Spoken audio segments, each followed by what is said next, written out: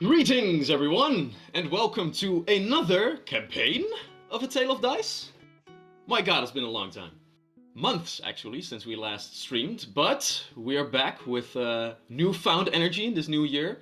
And oh my god, I am so happy to look at my beautiful stream and see all these beautiful people rushing in. Just from the top here, I see renewed subscribers, I see new people, I see someone who has long watched all of our videos, but now is a first time stream watcher. Everybody, welcome. Thank you so much for coming. This is exciting. Happy to be here with all of you.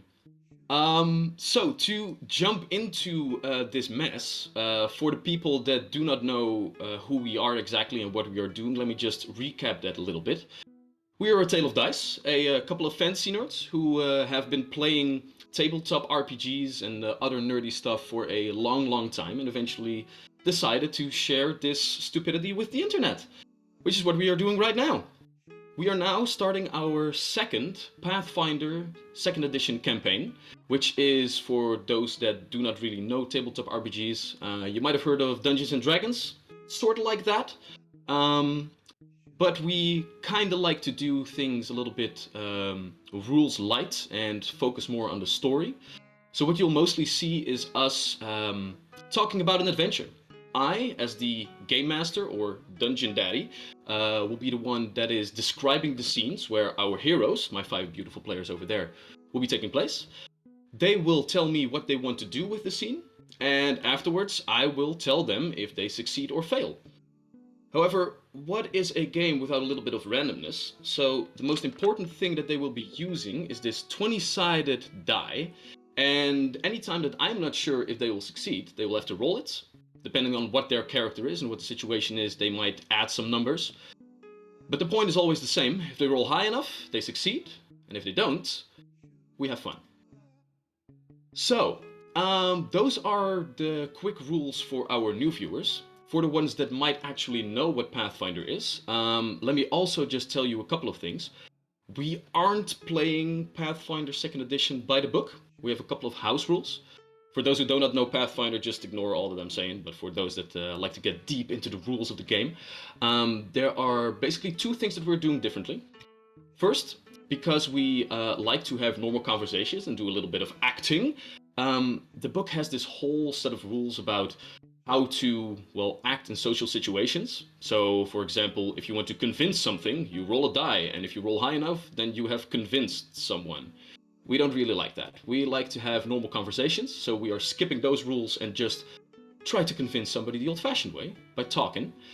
And second, because we are starting at the wee level of 1, we gave every one of these players a little bit of a bonus. So there is one feature, one added bonus that they added to their character to give them a little bit more oomph. So you might not be able to craft these characters just out of the gate at level 1. And, okay, everybody that wasn't listening, open your ears once again, because this last house rule is a very important one. We're not playing just by ourselves. Believe it or not, there's actually a reason why we are streaming this. And that is because we really like to interact with you, our chat. So we have a couple of, let's say, added effects. You see, very soon into this story, our party will stumble upon a certain magical artifact, a green icosahedron, pretty much just a d20, which is a device that will break the 4th wall and will let all of you enter into the madness. There are a couple of things that you can do. For all of these, you need llama points, so you just have to watch. No payments required or anything. Just save up your points and use them to add all kinds of things into the adventure as we go. During like normal hours, those added bonuses will be limited to basic illusions, so you can actually give visual and audio cues to our party. For example, if they might be stealthing through a city and trying to avoid notice, you might want to add a sound that puts the guards on another trail completely. Or if you want to fuck with the players, you can add a sound that alarms the guards to their position and fucks everything up. Other than that, you can also make visual illusions.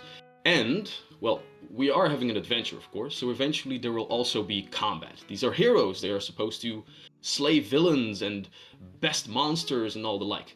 So when combat arrives, and it will arrive, you can also add all different kinds of bonuses and penalties to both the party and to the enemies. So who do you want to win? And last but not least, we like chaos. So there is also a wild magic surge.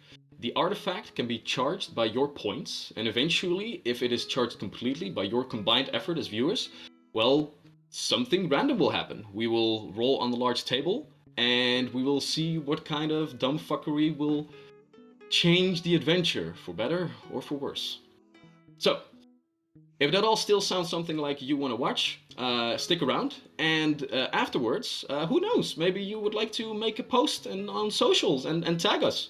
Because we both love to see you enjoy it. And also we would love for you to share this with your friends, family, people you meet on street corners and the like. Even if you're by yourself, just take a selfie and tag a Tale of Dice on social media, and We would it'll love- make us so happy. It Hell would yeah. make us very happy, yeah. That's true. So, I think that is all that I have to say before we jump into the second campaign. Any added things from my players over here? Did I forget anything? No, we good? Oh, I think you Good. did a banger job, yeah.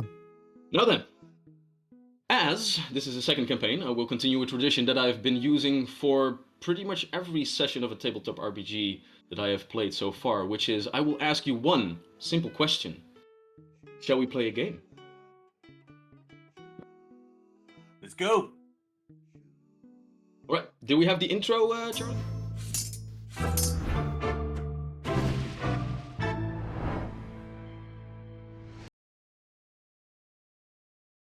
And we're back. Gotta hand it, like, kinda loses a little bit of the pizzazz when it's not really in sync, but you know what? We will just add it to our technical difficulties. Because I did forget one thing, and that is that we have one small technical difficulty with our chat commands.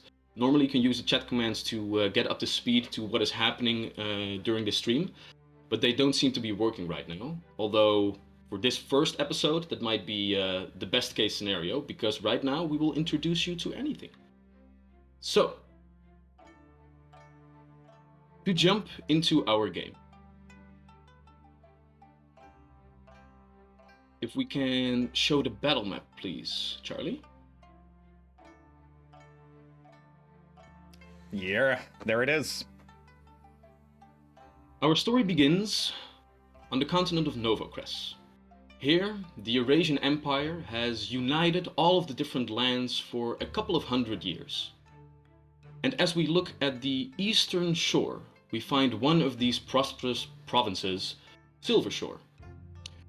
A province in the heart of the empire with lush nature and a vast amount of trading routes, both inland and on the eastern shore of the continent. On this eastern shore of the continent, this large stretch of coastline is guarded by their main military force, known as the Silver Sentinels. And these Silver Sentinels have a base of operations. In the very capital of this province sits the city of Farwater, one of the largest cities of the entire empire, second only to the capital itself. And as we zoom into this place, and zoom into their stronghold of this military might, known as the Silver Citadel, we find our heroes in a little bit of a predicament, as we start this campaign in a dungeon. All 5 of you, chained together for now, hoods over your faces, are led into what you can only imagine without sight, being a stone corridor. A couple of clinks of metal of the armor of the guards that have led you here is all the sounds that you can hear. Until you hear the creaking of metal doors as barred cells open up, one for each one of you.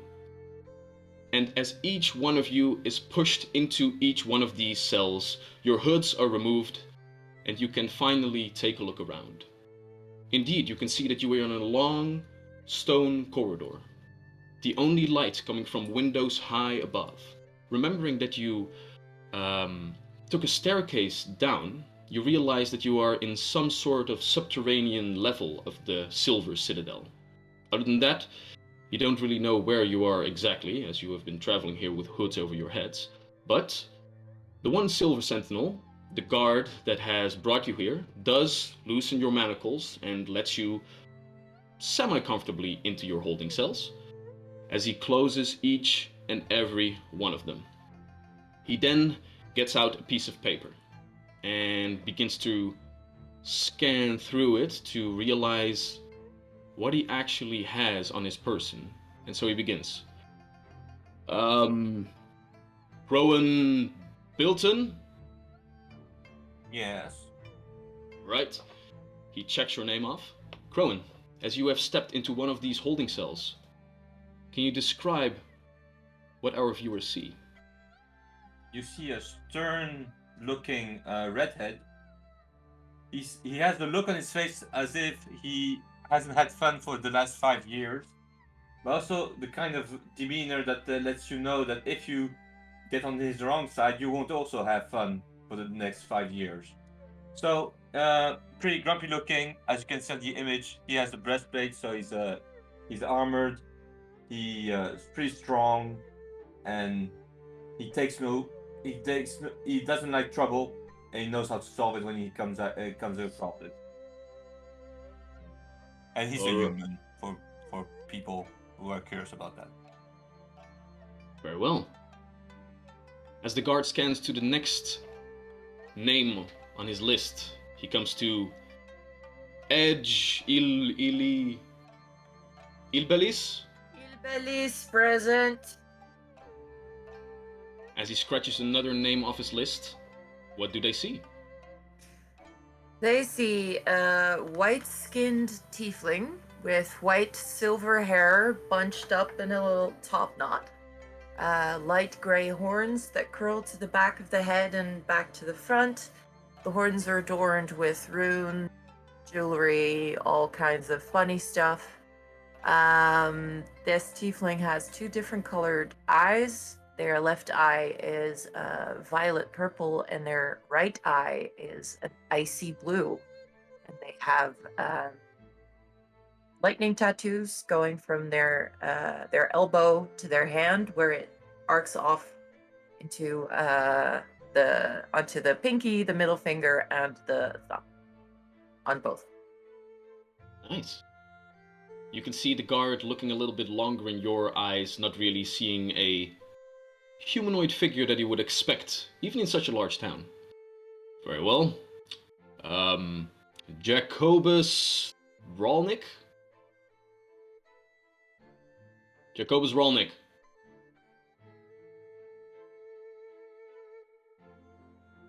So,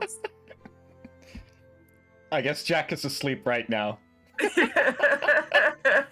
Well- I'm sorry, Jack's not here right now. Well, while Jack is asleep, all of you can at least see that this beautiful character is a stunning-looking half-orc, wearing some nice clothes, wearing a backpack. I don't know. Where the fuck is he? Oh, he's back. No stream done without technical difficulties.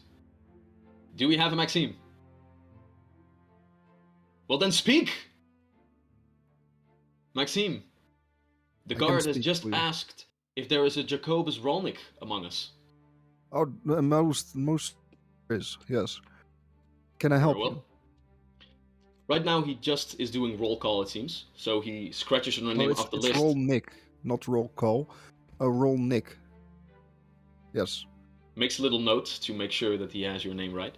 Cool.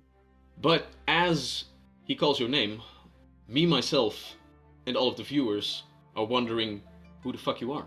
So can you describe your character a little bit for us? Well, of course I can. My name is Jack Rolnick, or Jacobus, actually, but only my parents and some me that. I'm a half-orc, as you can see by the greenish skin that I'm wearing on me. I'm about 1 meters and 80 centimeters, so like, because, well, I am a half-orc, I look a bit orcish in color and in teeth, but for the rest of me, I'm just a plain old farmhand, just a good old boy from the farms where I was raised by my father and my mother. I am a mage or a wizard, as some call it, a conjurer of sorts. And that's why I'm actually here. I'm looking for more spells just to go out into the open world and investigate and just be an adventurer. I want to see the world. And I have a familiar, or rat, called Jessie. She has a brown-colored head and a white body, and she travels with me. She's my pet, and I love her. Yes. Well. Alright. And Olam? Oh, Olam, yes. I'm here. Very well. Just Olam? Yes. No last name. Do you need no? Should I have one? Do you want to give me a last name? Olam will be fine. Okay. What do they see? They see a black panther with a beautiful burgundy dress. I've just learned this from Eve. Thank you, Eve. I did it! Her fur is black, blue, shiny, starry looking. She carries a morning star, but I don't think she has that on her right now because she's kind of in jail. She wears a necklace. I hope she still wears that. And she has 4 colored eyes. Red, orange, blue, and green. And they're like kind of shining like a flashlight. And her feet are wrapped, so she's not wearing any shoes. Like normal eye color, edge eye color, Olam eye color. I like to win. Thank you. Thank you. And We will see about that later. Sure. and last but not least, Tahush Don Silvas. Yes, I'm You're here. muted, Charlie. Oh, Oh. yes, And I'm you here. guys have to understand, he has been bitching to us that we should have good mute discipline. Well, I have to double mute here. I have to double mute. I have to mute myself for the stream and for you guys. So Sure. Yeah. busted though on hypocrisy. However, as this guard, seemingly recognizing your name a little bit, looks at you with one eyebrow pulled up, what do they see? So, they see a human with somewhat of an olive brown skin tone, dark brown hair, wavy, flowing back, almost to his neck.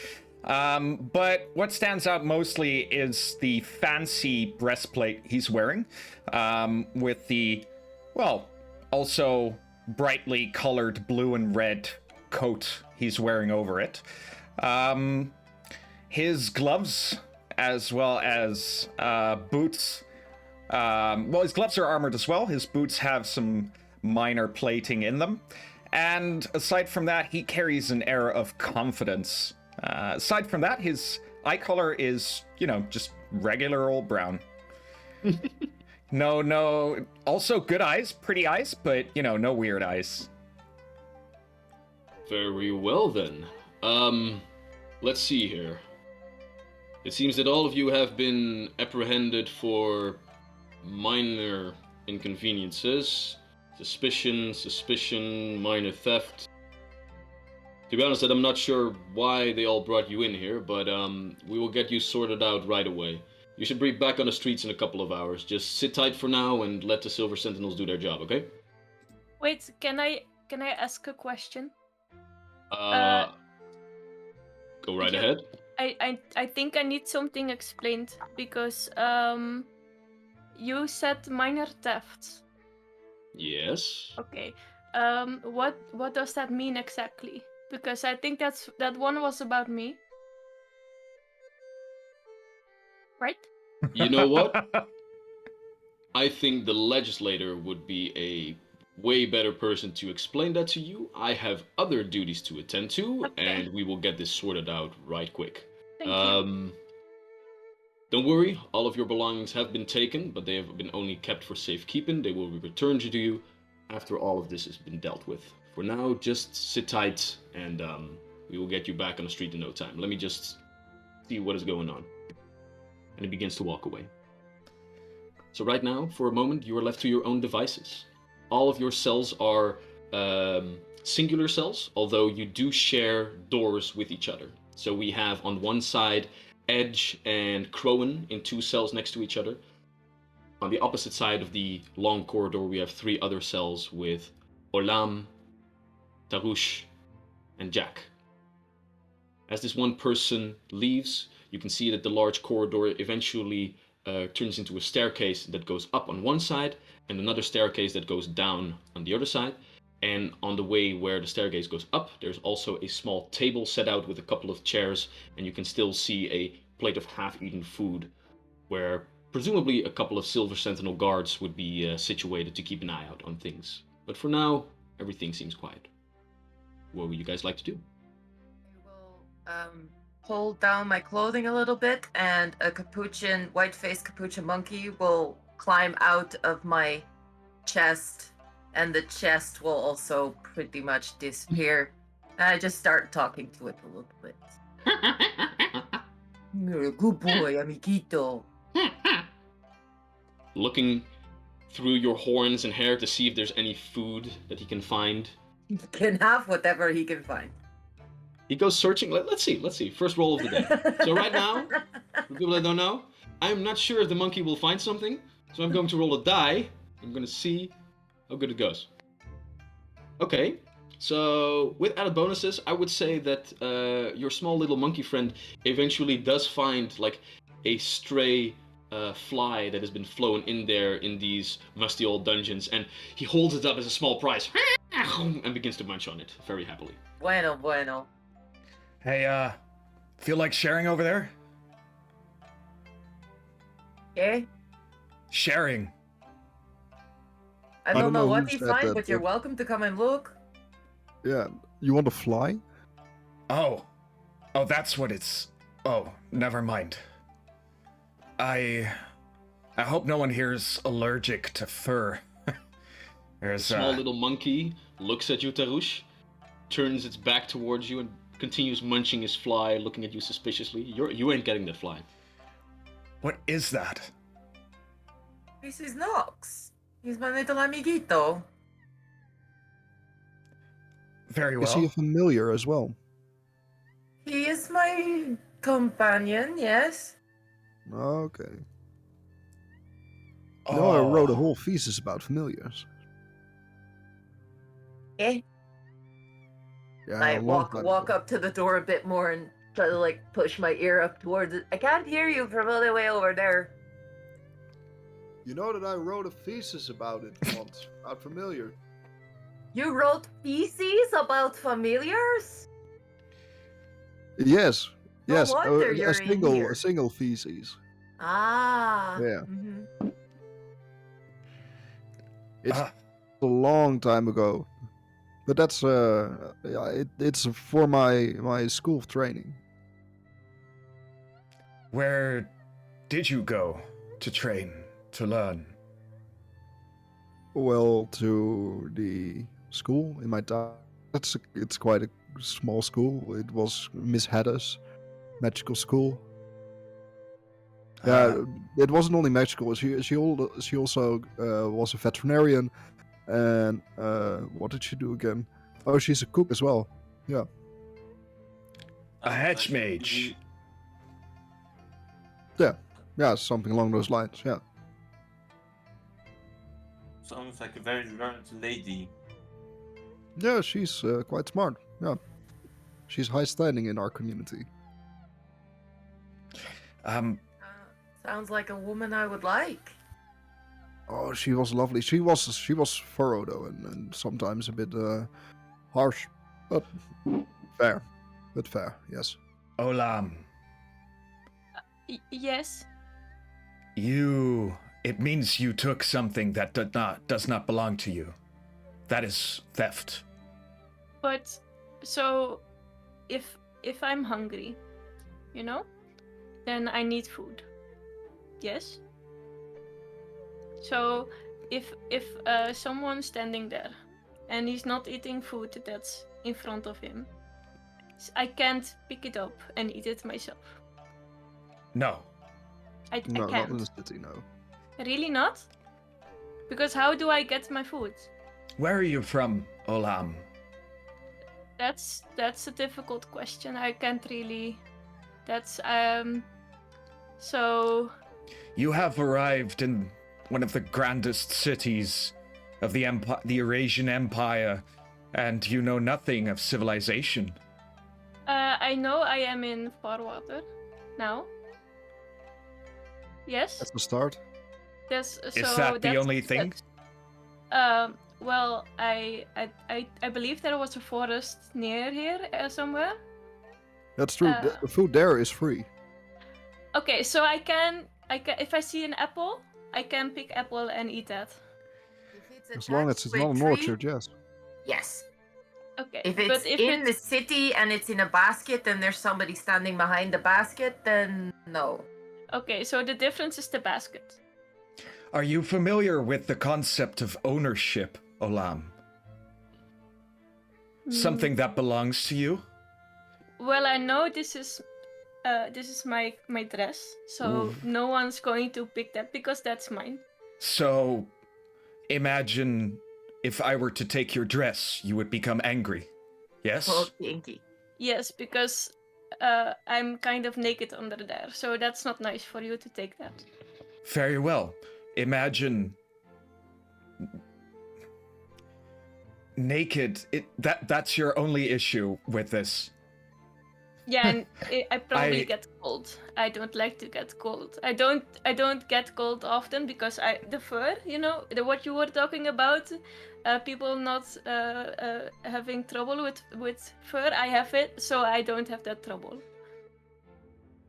And Crystal, our lovely watchers have decided to feed you.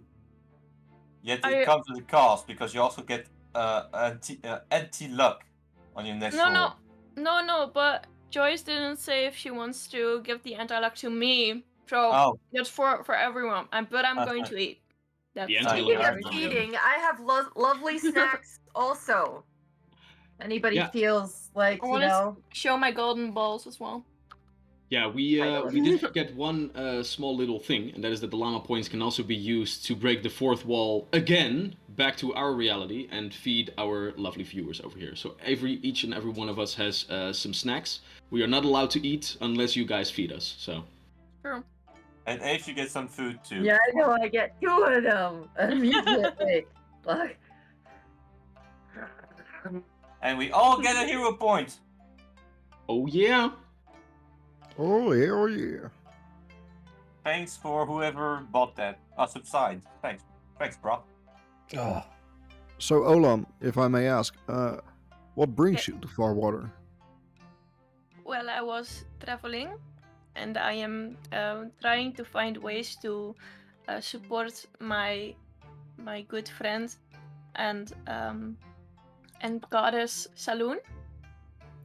That's why I'm here. But I was hungry, so I went into the city to find some food. But apparently, I can't take it from people. Alright, where do you come from?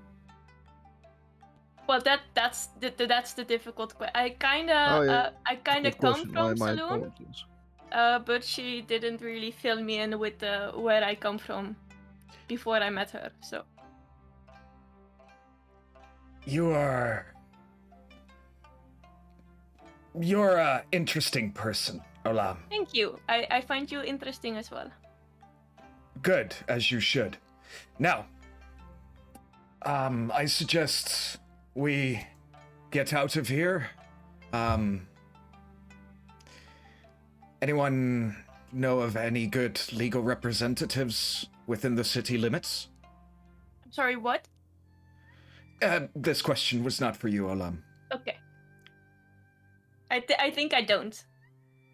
I have to say I'm fairly new here. Yeah. I tend You to get take some the. food. Wouter, you get some food, and Charlie, you get some food. Nice. To I tend recognize to you, take the Tarus. illegal way out. So I don't think also I'm fairly new in this city. The guard So said we will be out in a couple of hours. I think it's wise to keep him up to his word. He seems honest enough. Of time, but I have to agree with you. It's time that we have to waste, I'm afraid. Yeah. That way we can just get out and there will be nothing wrong and we could just go on our merry way.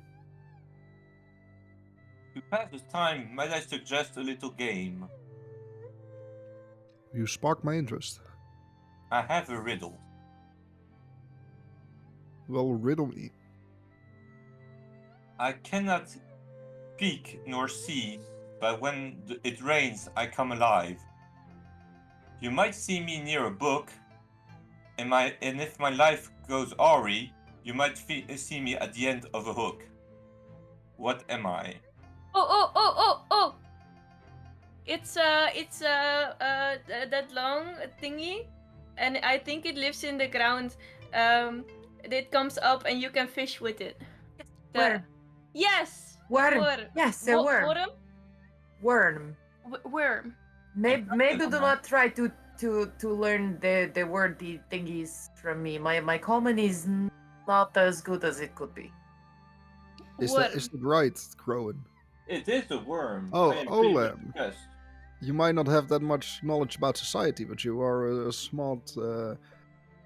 What should I say? Pardon me, but Person. cat or person or. Yeah, you can do both. It's fine. I love nature. You are a smart fella. Well, all of you might be apprehended, but I won't go as far as to call you worms just yet. As another guard steps off of the stairs, coming towards all of you with a set of manacles. Sorry to keep you here for, well, the few minutes that you have been, but it seems that you all are ready to get processed. So, if you would just step over to the door, please. Yes, thank you. The manacles are put on. And yes, another hood put on. Oh, And then one by one. humiliating. Does he have a set of tiny manacles for Nox? Who is now just balancing on my horns?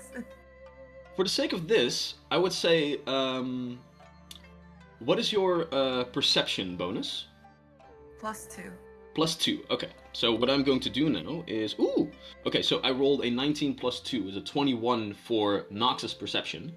So while all of you were conversing with each other, it seemed that Nox already saw that the guard was approaching, and just before he stepped off of the staircase, Nox knows what to do. He has been in this sorts of situations before, and he quickly forms your bosom once again. Yes. And by the way, we had an anti-lock. Does that mean that we have to await the next roll to use it? Because Oh no! it didn't specify who. No, this one is mine. I can use it whenever I want. Oh damn! If I want to fuck any of you for a certain very important role, then I will ask you to roll twice and take the lower result. I love your choice of words there, though. Yeah. All right. So, as all of you are shackled up once again and shackled together, still, like right now, this is becoming overkill. Like. It's understandable that, okay, if you run into some sort of guard that has a bad day, you might get apprehended for the minor details that brought you here. But to be shackled once again, And hoods hooded, over your head... Why can't we just see that we're being brought to another space? Look, I mean, especially for such a minor detail. Look, the normal holding cells are full. You guys are in the heart of the Silver Citadel. This is where they keep the more important targets. And we don't want information about how these catacombs work to rise up into the local populace. So for now, we'll just have to bear with me and just walk along. Come on. I understand. Yeah. And the chain is tugged, and you guys are led further down, off a staircase. Stepping into another room, you guys begin to realize that this is some older part of the Silver Citadel. Musky, somewhat mildew-like stench enters your nostrils. Nothing too bad, but it could use a little bit more cleaning than, well, the custodians are currently putting their effort into it. You also begin to smell a scent of freshly walled up earth. And as you are led through one room, into another, and eventually into a third, you are pushed a couple of steps forward, and then, well, let's get you processed, shall we? All of you are pushed violently down onto the ground. You pile up on top of each other, and another cell door slams shut quickly. And as the person takes a couple of steps back, all of you now are able to wrestle your hands towards your faces, pulling off the hoods. And you realize that you are maybe not in a position where you will be let free so soon. All of you are in a large holding cell. 3 simple, musty-looking bedrolls are strewn about the ground. A singular bucket, already filled for a part with feces, stands in the corner. Outside of your cell, you see large webbings contain one entire corner of this room. On another side, you see a couple of old weapon racks of guards, misused, not maintained correctly, left in disarray. And you can also see a workbench with strewn about it some hastily written notes. All of you that are trained in either arcane or occult, go ahead and roll me a check, please. What if both? Take the higher result. So whatever bonus you get to 1 is highest, use that one. I have a 12. 12? 17. 17? Alright. Crowan, you have hunted the misusers of magic for a long time. And you have seen the scribblings of a madman before. Although your intellect does also allow you to realize that the strewn about papers that he is lying on his desk over here do also contain some sort of arcane formulas, some sort of magic that he has been trying to, well, write down, develop, who knows. Tarush, with a higher result on your check, you also seem to realize what kind of elements are within these magical glyphs. He's trying to do something with earth-based and sound-based magics. He still stands there, the person. His hairline receding a little bit, he grins, and he is missing a couple of teeth, and he is now just opening the door for all of you, as he just smiles this wicked smile. For now you will stay here. I will prepare your, well, release. Gunk. The door is slammed shut, and from the other side you can see that the lock is grown into almost with some sort of ice or crystal, completely stretching One out. second. I'm also trained in Arcana. I rolled that give us more, or Sorry, what was your result? an 18. 18. Nah, same result. You realize the Okay. same things as Tarush. Okay, cool. So this was the guardsman who threw us in here. Yep. It seemed that one of the guardsmen, one of the Silver Sentinels, he was still wearing their signature attire of like polished metal to look like silver. But it seems that he has other plans with all of you. To give you a little bit of a better idea of where we are, let's turn our attention to the battle map once more. Although we won't be having a battle just yet. Yeah, because I don't know about you guys, but he froze the lock shut, you said? Yep. And he Right thinks now? that he can get away with that with Among Us? So much I cast on its card. I cast the cantrip Produce Flames on the lock. Well, right now, all of you still are missing all of your belongings. So you are without weapons, without spellbook, without icons that are used for spellcasting. But from what I understand, Jack does not need that, right? I do not know. I would say I would need a spellbook for spells, but do I also need them for cantrips? Well, that also depends on the cantrip, because there are certain cantrips that require material components. And if you need material components, then you also need, or said material components, or some way to, well, use like an icon or a spellcasting focus, like a staff or whatever, to cast your spells. Yeah. In that case, I do have that because they kind of mistook the kind of spellcaster I am. I do not have a magical item that I use because I wrote a thesis on my familiar, and I can use my familiar as my magical item. All right. Yeah. So, in a similar fashion as Edge and Nox, you also acquire a small little rat that is squeaking on your shoulder now, hidden away from sight, to make sure that you still had some options at your disposal. So Jesse, how about we do this? And Squeaky! I hand in a circular motion, and I give it a bit of a push, and small flame should. A small ball of flame appears in the palm of my hand. All right, very well. And I just kind of like it looks like a gentle push, but once I push it, it actually goes quite quick. All right. So, like- to give you a little bit of more of information, we have the cell door, and that is just closed with a normal lock. But then we have the door outside of the room that you guys are in, and that one seemed to be like frozen shut, or some sort of crystalline protrusion just filled up the entire lock and grew around it. It seems. So there's still one door between us and that Yes. door. Yes. Oh, Can you guys, if I do this, do you guys see that ping on your battle map? yeah. Like ping. Yeah. So this door is just a normal metal cell door with bars all around it.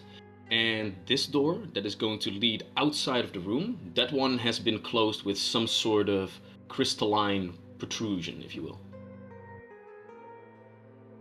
Okay. And right now, you guys still have your manacles on. Your hoods are, I guess, quickly thrown off by yourselves. So Olam has claws. Did I do anything about that, or? They didn't cut your fingernails, so it seems that your claws are still intact. But it's not like she's wearing gloves or something. No, you were just manacled. There's only so much that these guards can do to really disarm you. Like they're not gonna like cut off your hands, or they don't have any special equipment for cat folk like yourself to really make sure that everything is done well. And again, you guys were apprehended for petty thief, on suspicion of something, but no proof was given yet. So all of you got apprehended for no real reason that there would be any reason for you to escape. And up until now, there really wasn't any. Yeah. How sturdy does the door on the cell look? As Crowan pushes himself up, you begin to think back on your experience as a guard. You have seen many, many cell doors before. For the sake of this, go ahead and make me... are you trained in society? Yeah, I think so. Let me see. Yeah. Yeah.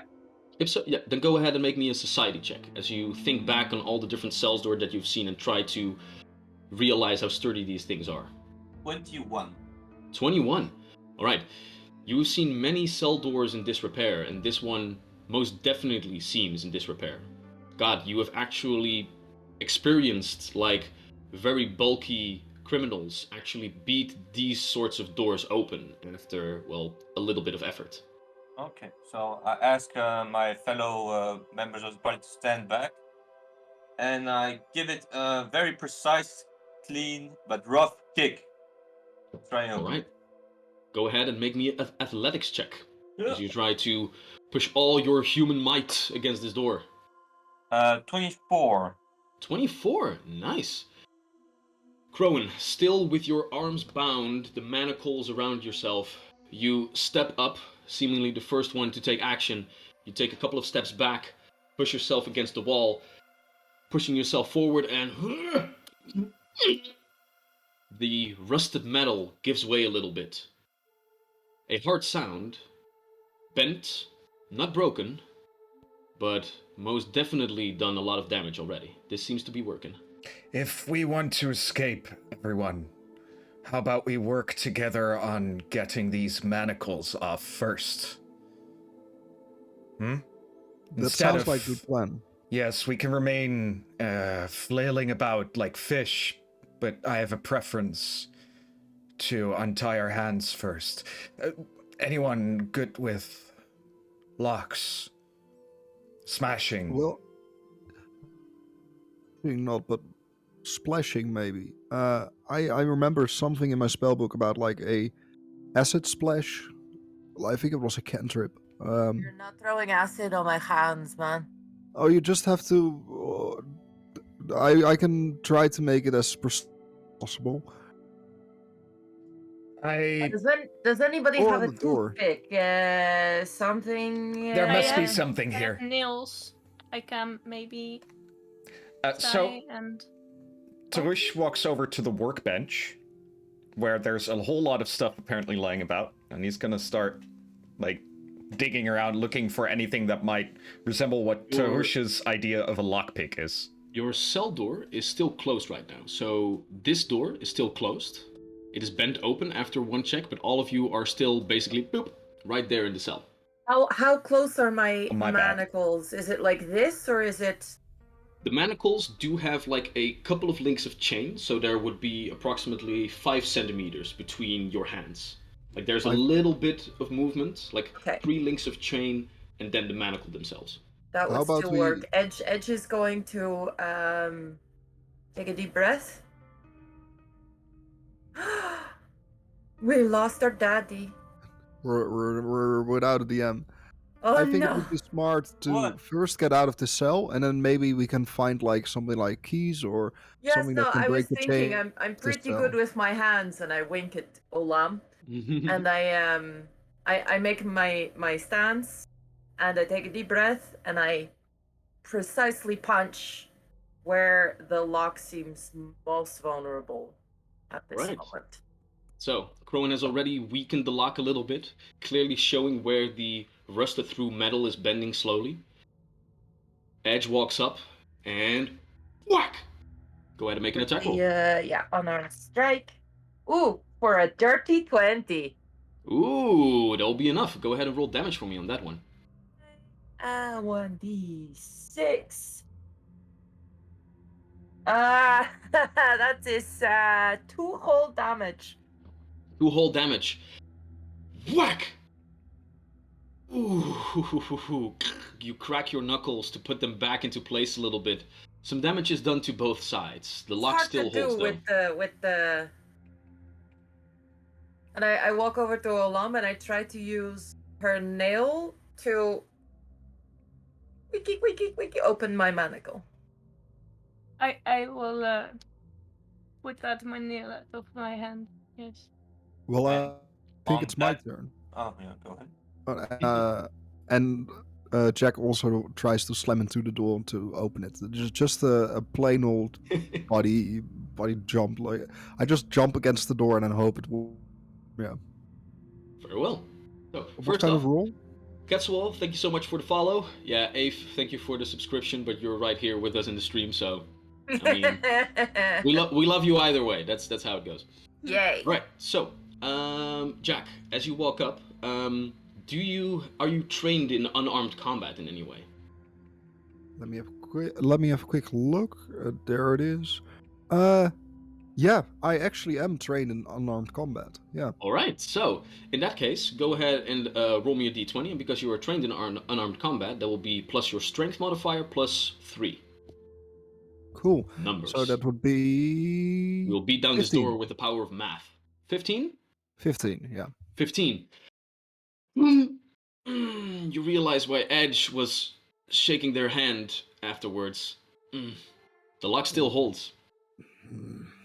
However, after 3 hard punches against the lock, you can see that from the corner over there, where a lot of webbing is collecting, the sounds might have attracted another visitor. As you can see that from a hole in the wall, a large spider just begins to crawl out, looking at all of you. This beast is the size of a dog. But for now, it's just sitting there in his web, 8 eyes blinking at you. Small or large dog? I mean, it's a large dog. Okay. It counts as a medium creature, and that is all your sizes. Ew. If Yeah. we ignore it, it has no reason to attack unless it is incredibly hungry, in which case we will start punching. But for now, let's focus on this. And I continue to try to jimmy my manacles with Alright. Olam's nail without hurting her. Meanwhile, Crowan is like, as if at first you don't succeed, kick and kick again. Very well. So, for this, Edge, go ahead and make me a thievery check, because you were Yeah. trying to unlock your manacles. Do I aid because it's my nail? Oh yeah, you can most definitely aid in this process. So, you were also going to make a check. But they would and see if you probably take a -2 for not having the proper tools for it. Well, I'm not sure if I am Olam... the tool. I'm not sure if Olam is trained in thievery. Well, I would talk No. to her and say, like, do you feel that where it resists a little bit? Do you think you can retract like- your nail just a smidge?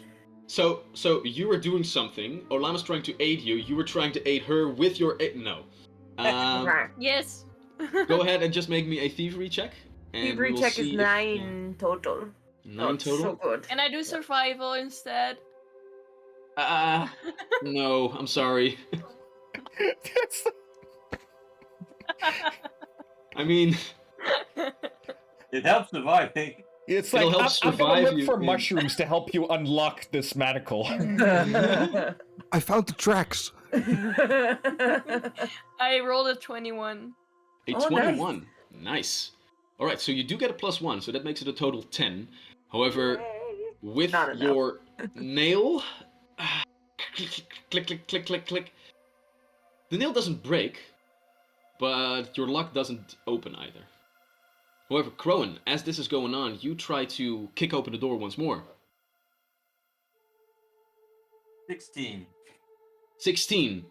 This time, however, you run against the metal bars once again, and this time your foot doesn't really catch the mark.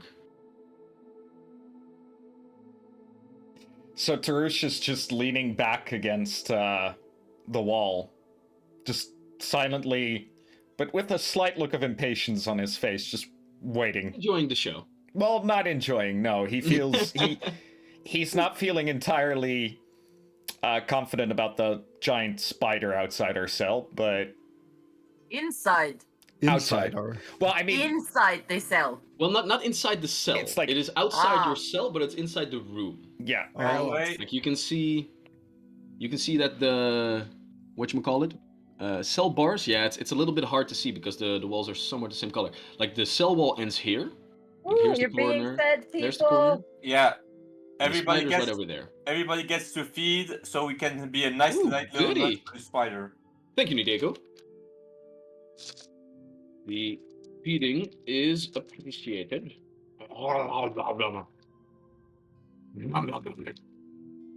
Nom, nom, nom, And nom. indeed, Savage Combat Smurfs, it does look like a giant tick. But what is a spider if not a tick with longer, multipolar legs? Ew. There we go. And you have a second anti-lock, Wouter. Nice. Excellent. Hey, Enjoy. you interesting man. You, with that long hair, yeah. You standing there doing nothing? Yes. You wanted to get out of these, right? Maybe you want to help? I don't really see how I could help with this without being more of a burden. You can't do anything. I am very much out of my depth here. Without any of my tools, without any of my Maybe like can you kick stuff? Because he's kicking stuff. And You can give pointing it at a Jack. shove. You can just throw your body into it. I say to my chest, Nox, go see if you can find me a lockpick, please. Because I imagine the monkey will fit through the bars. Oh I no, hear don't let the monkey Easily. go in there! There's I a hear giant Edge say spider! this. Easily. The Nox does take a look to his left for a moment at the large spider sitting in the corner, and he just slowly takes a couple of steps outside of the cell bars. Right now, Nox would be like standing over there, standing over there. Spider seems to be staying put. And Nox quickly walks over to one of these weapon racks and eventually looks at a large spear, pulls it to the side. The spear falls on the ground, the wood already splintering for a large part as most of it is rotten away. And Nox quickly grabs the head of the spear, the metal piece that is still semi-intact, although rusted already. Puts it on his shoulder and quickly gets back into the cell and then just stands there. You're amazing, little buddy. Thank you so much. And I see if I can like make a tear a little lockpick off of the rotten wood. As you try to grab the thing that he brought you, he does pull it back a little bit and outstretches his hand. I don't have anything on me right now. We're in a prison. As soon as we're out, you will get your treats. He throws the thing in your face and just takes a couple of steps. We need Jack to sees talk this all about your happening. manners, young man. He looks back at you like with a mix of annoyance, but also a slight amount of guilt. But he's still too stubborn to let it be known, so he still stands there with his hands. Fine, I love him so much. This was perfect. Well, I you just do tried to have- make a lockpick out of the rotten.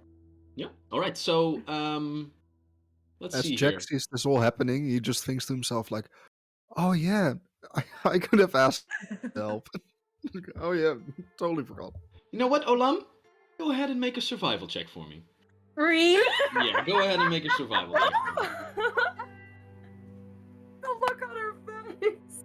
That's not that good. No, it's a 10. 10. Alright, Yes. you try to help with fashioning some lockpicks. You understand that Edge is trying to create these small, thin things to prune into the... What did they call it? A lock? Whatever. So you also begin to strip off small pieces of wood and you hand them to Edge, and each and every one of them just snaps on impact. Ooh, another piece of wood. Snap. Another piece. Snap. And eventually you realize this isn't working as well. However, you do still have like a large piece of metal as well. Like it is the head of a spear, so you could also try to use that if you want to. Nice. So for the sake of this, go ahead and make another thievery check for me, Edge, as you try to release yourself from these manacles. That's a 8 total this time. It's 8 not total. It's not working for me. You guys, kink, broken off as well.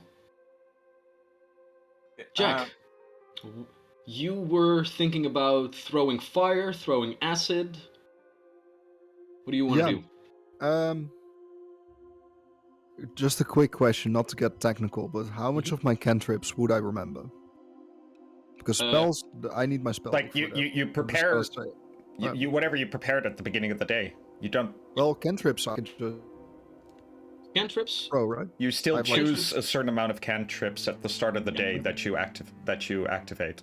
Depends. Cantrips are usually, maybe it's changed in Pathfinder 2, but you choose them at the start of your character and then you have those periods. Yeah, I've chosen 10. All the cantrips that you know should be available to you right now, I think. In that case, I Yeah. want to try use acid splash, just to see if I can like burn, at least make it porous, so we can smash ourselves into it again. Alright, so go ahead and make a spell attack roll for me, please.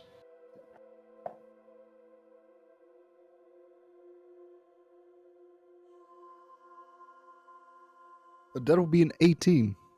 Very nice. All right, roll damage for your acid splash. Oh, let me have a quick look. I prepared it already. That will be a d6. All right. That would be 3 points of damage, All right. and one of that being splash acid damage. Yeah.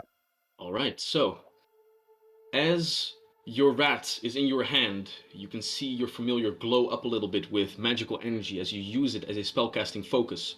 And with that, in your other hand appears this globule of acid, as if your hand itself would be fluid repellent. It just sits there in your hand, not doing anything, until you throw it, guiding it by your magical energy, exactly against the lock.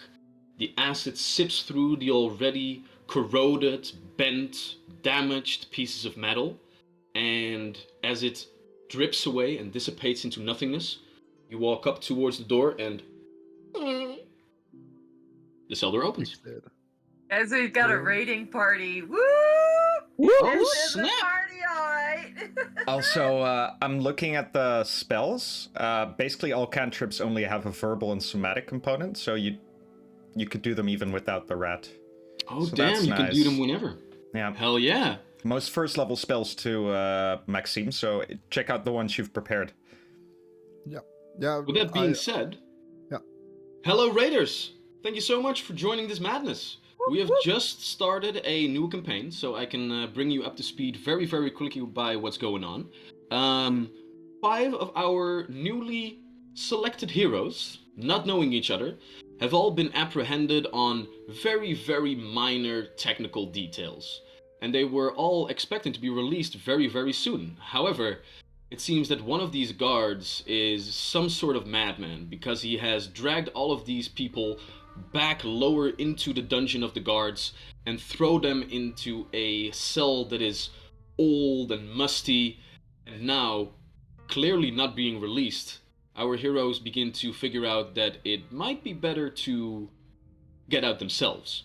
They have just been able to open up the lock to their cell door, and now they are let into this open space where, guard equipment is slowly but surely decaying away. Oh, and they also attracted the attention of a spider that is in the lower left corner. For now, the large dog-sized spider is just taking a look, not really doing anything, but who knows what will happen. So, Well, back on the farm, I usually worked with if you don't bother you, so I think we just have some distance from the spider, and then hopefully it will just stick to his ground, and we'll stick to ours. Which is literally what I said 5 minutes ago, but thank you. You are explaining very that. smart in that. Yeah. Yes, the orc seems to have a habit of repeating statements. It seems that I have a habit of repeating myself, Yes. especially when the DM falls away. Yeah. Yes. difficulties are a part of the games. Crone is Oh going. no! So party. Come on, we Beaver. can do this democratically. We get out of this cell, I presume. Yes, we get out. We don't fight with the spider. No, No. it has been decided. Maybe there No, are we get some, out, we find our shit.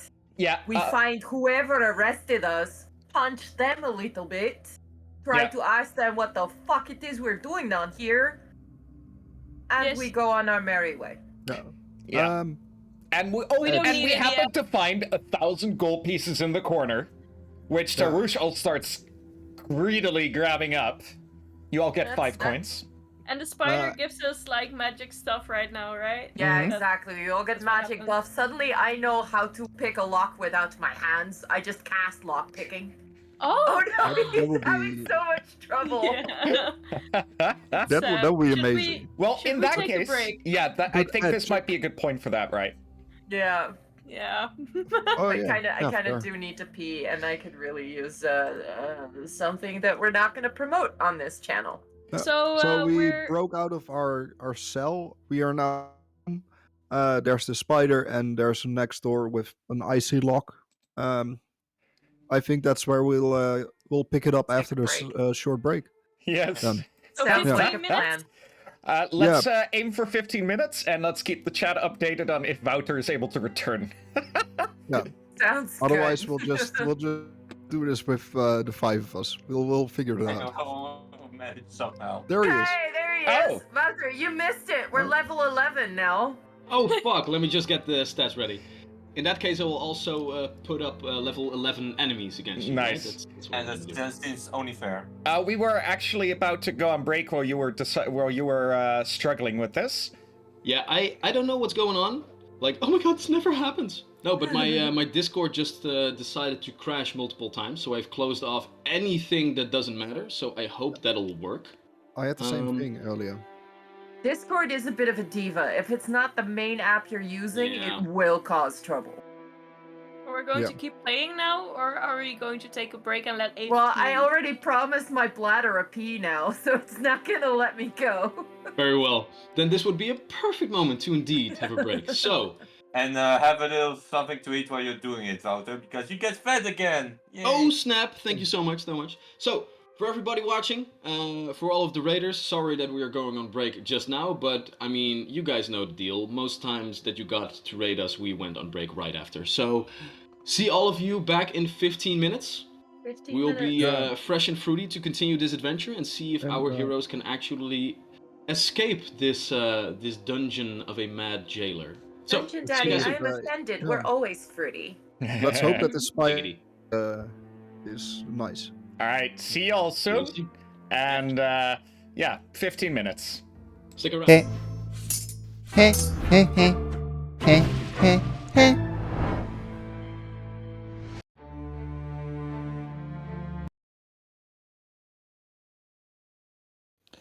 Da, ksh, da, da, da, pff, da, da, da.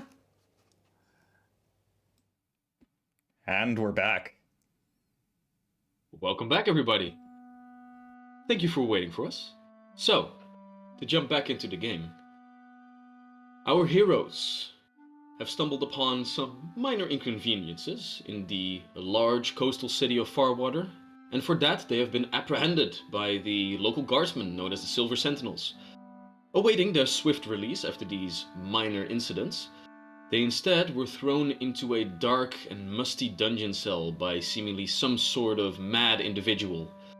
Deciding to take justice into their own hands, they have broken open their cell and are now spewed out into the very room that this cell stands in. Different weapon racks are strewn about the different walls.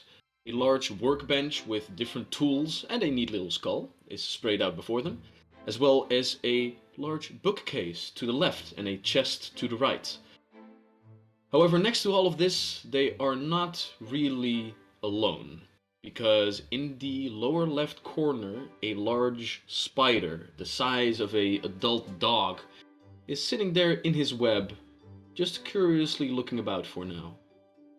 However, as this is going on, all of your attention is immediately grabbed to one peculiar little thing that is laying there right into the cupboard.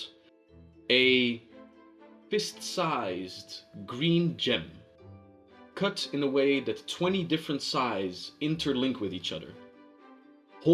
Held together by a mixture of different vines as to easily affix it to whatever bag, belt, or whatever you want to call it you might have. And from this artifact, you can hear that a total of 41 different whispers quickly rise up as a small bolt of green energy from the icosahedron swiftly turns towards the spider.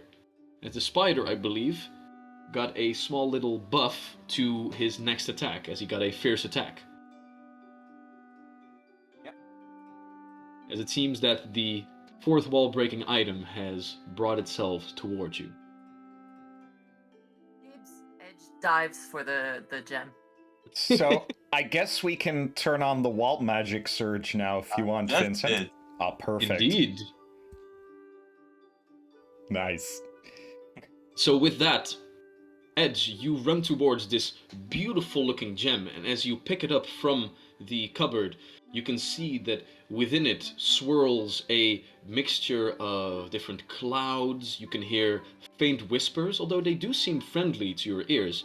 And as you gaze into it, you can almost see small little faces appear and disappear once again. You have heard of powerful artifacts before, but strangely enough, you don't seem all that scared of this thing, and you really have the idea that you really should keep this in your possession. Put it in my chest. With all the Alright. stuff that comes from this, it's an artifact that has like many whispers, and it shoots kind of magic towards the spider. Jack just thinks like, yeah, Edge can keep it. Yeah. Well, I just Cronin think says it's to great. Edge, don't drop it. Cronin's gonna check out the chest and try to do it silently so that it doesn't disturb the spider, I guess. Yeah, Alright. I propose that we just scavenge a bit and keep an eye on the spider. Just don't get too close. No, like no, Edge said. don't make eye contact. With which eyes? Because he has many. All 8 of them. them. All 8 of them. Okay. Yeah. Alright, Just act so... like he isn't there. So, Crowan, you are going to check out the chests. As you Yeah. do so, roll me a perception check real quick. What are the other ones of you doing? So are our hands still bound? Your hands are still bound. Yeah. So that's really gonna be the first thing. So I'm gonna walk up to the workbench and I'm gonna find like a hammer that seems sturdy enough to not break. Is there something like that? A hammer or a hydro spanner, depending on what setting we're in. You walk towards the workbench, and next to the apparent guard outfits that are pushed together, although the tunics are a little bit rusted themselves, you see a seemingly functional crossbow, perhaps in use by the very guard that brought you here, as well as another nice spear that is still being kept in proper order. You also see strewn about different papers, and indeed, within it, you also see a couple of small shards of some sort of crystal and a hammer and chisel, as if they have been worked before, which you could probably use. But before we get to that, it seems that from Edge's chest cavity, the green hue of the world-bending artifact is already filled up, which I love very much. So that means that we are going to have our very first wild magic search. Let's see here. Charlie, you are capable of rolling the die in the chat. Is that correct? I think I am. Well, in on the screen, yeah. Yes. So- All right. So, go ahead and roll a d20, and we will look at the wild magic search to see what the fuck is going on. I just So did. nervous. It's a 4. It's a 4. All right. So, well, that's going to be nice. As the artifact begins to glow in a deep green hue, the heat edge also begins to increase. As you quickly, get it out of your chest and just begin to hot potato it. As from it, the green hue turns into deep, deep red as a fireball is jettoned towards the door. And I would like, let's see, all of you to go ahead and make a reflex save for me. Now, you guys are at level 1, so the DC won't be that high. So let's see what happens. 19. 19, that is a success. 8. 8, that is a failure. 21.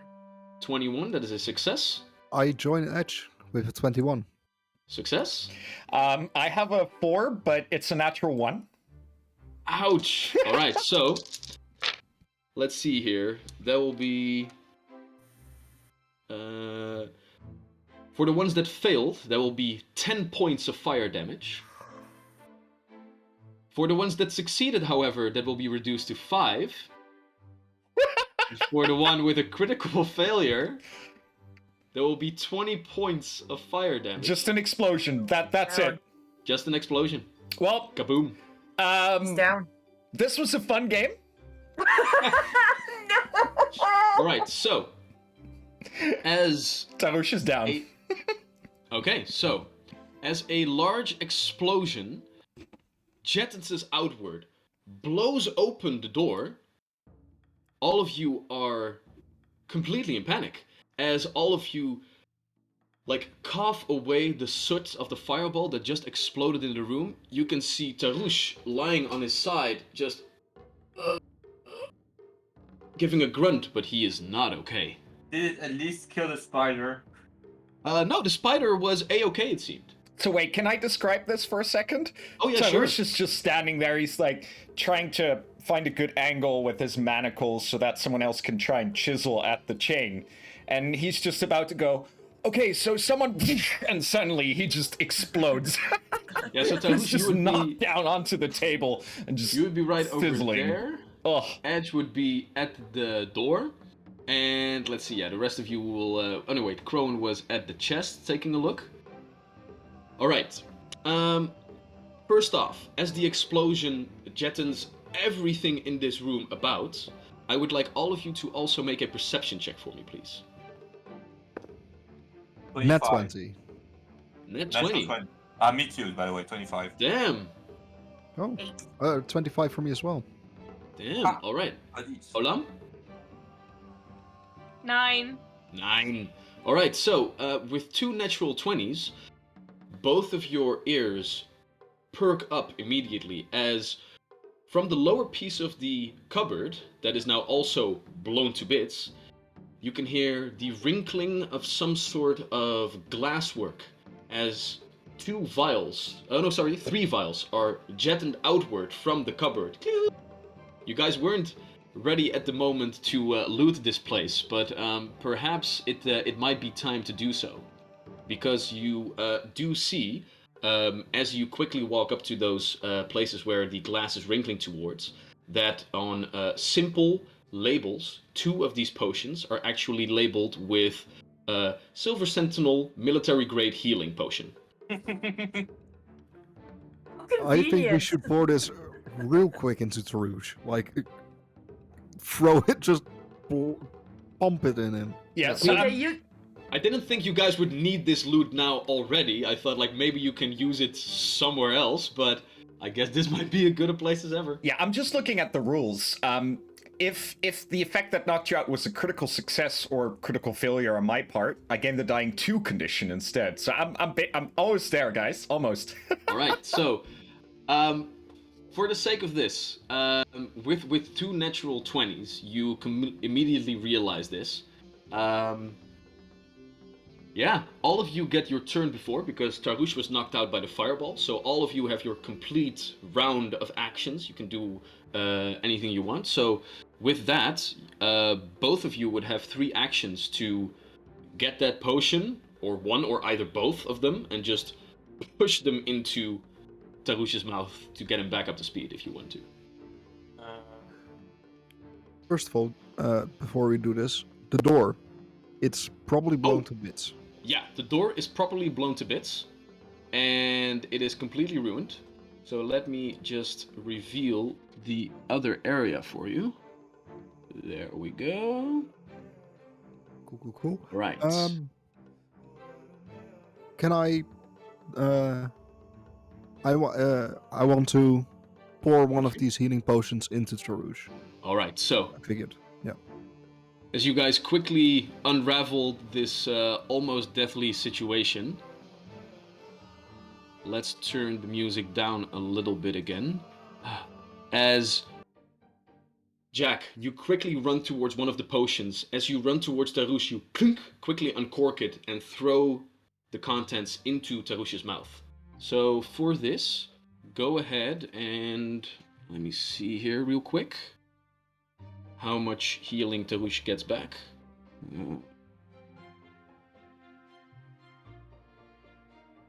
Healing potion? Where's healing potion? Healing bomb? No, healing potion. There we go. Yeah. You can blow someone up. You can also blow someone together, it seems. That is 1d8. A quick look. That would be this one. That's actually an 8. Nice. Yeah. It seems all of you aren't completely unlucky. Right, so, let me just get this door out of the way then. Oh, what? Oh, God.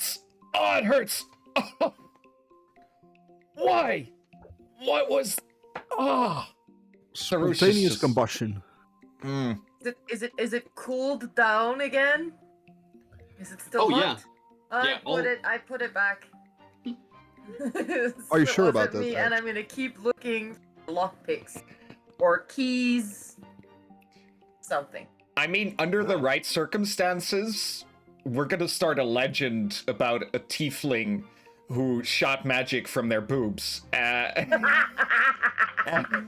at this point, which I'm surprisingly fine with. I'm for it. Somebody draw this, please. I see this as a complete win. So, for the sake of this, as you guys also picked up the other 2 wrinkling vials of glass, as I said, the other one also has a healing potion in it. And on the other one, let me just look this up real quick. There we go. It has a somewhat viscous, slightly gray, translucent, glittering oil-like substance in it. And it has written upon it potency oil.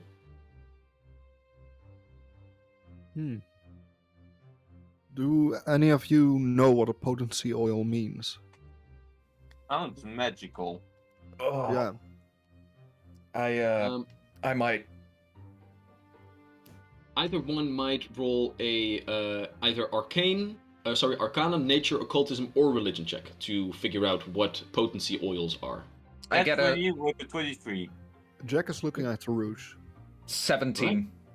I take 17? 10 on occultism. Oh, nice. Okay.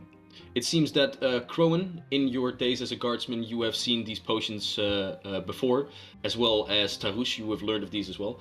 Oils of potency are things that are used to coat weaponry to enhance their effectiveness. So these guards might have to use it once bigger foes arise, or when force is needed to be applied to certain individuals.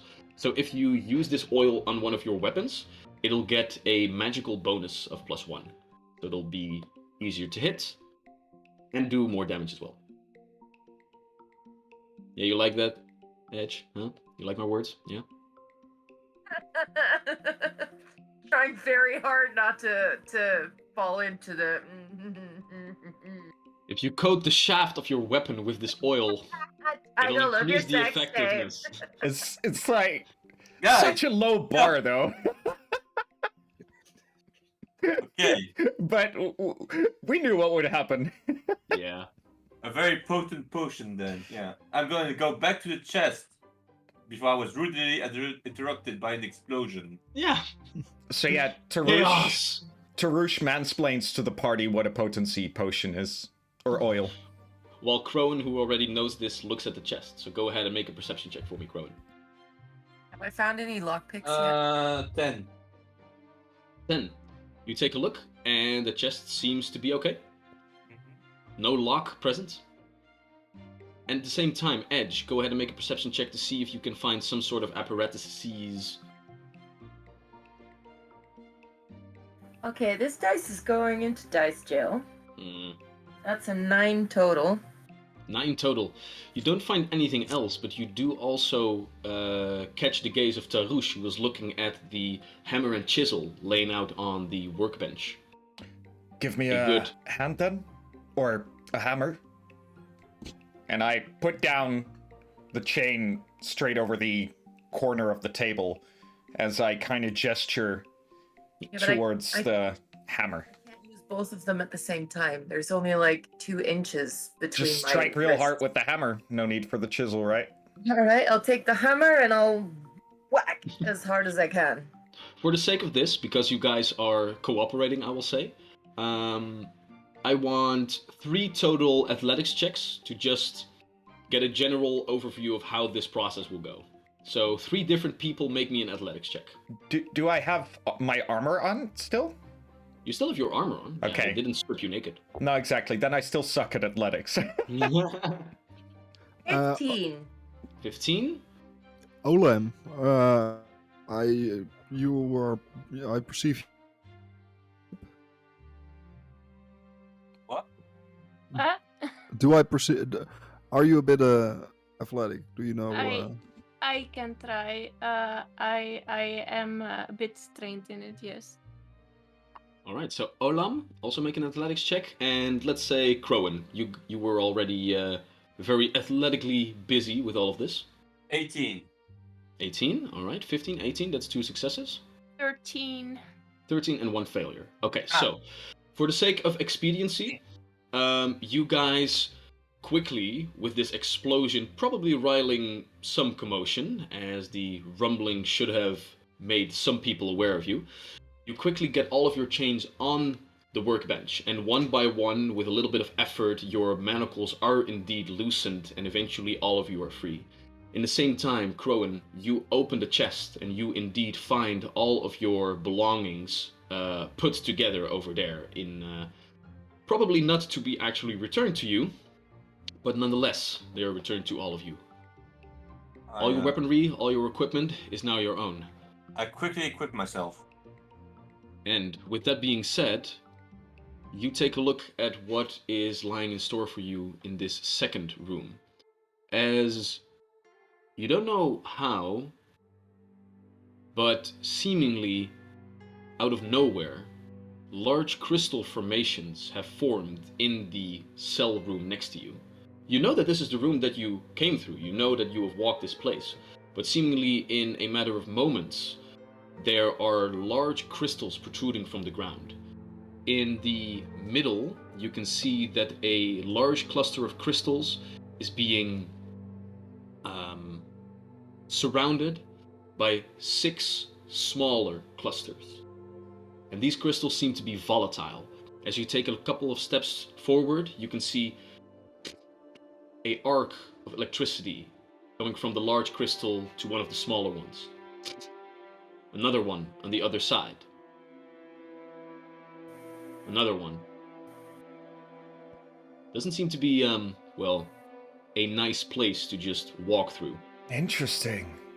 So, Tarush, after everyone's gotten their stuff, he also has a small backpack, or small pouch more, that he kind of puts over one shoulder, and he picks up his staff, which is this nice stainless steel and bronze staff that turns into these 2 little dragons, each holding a little crystal at the end.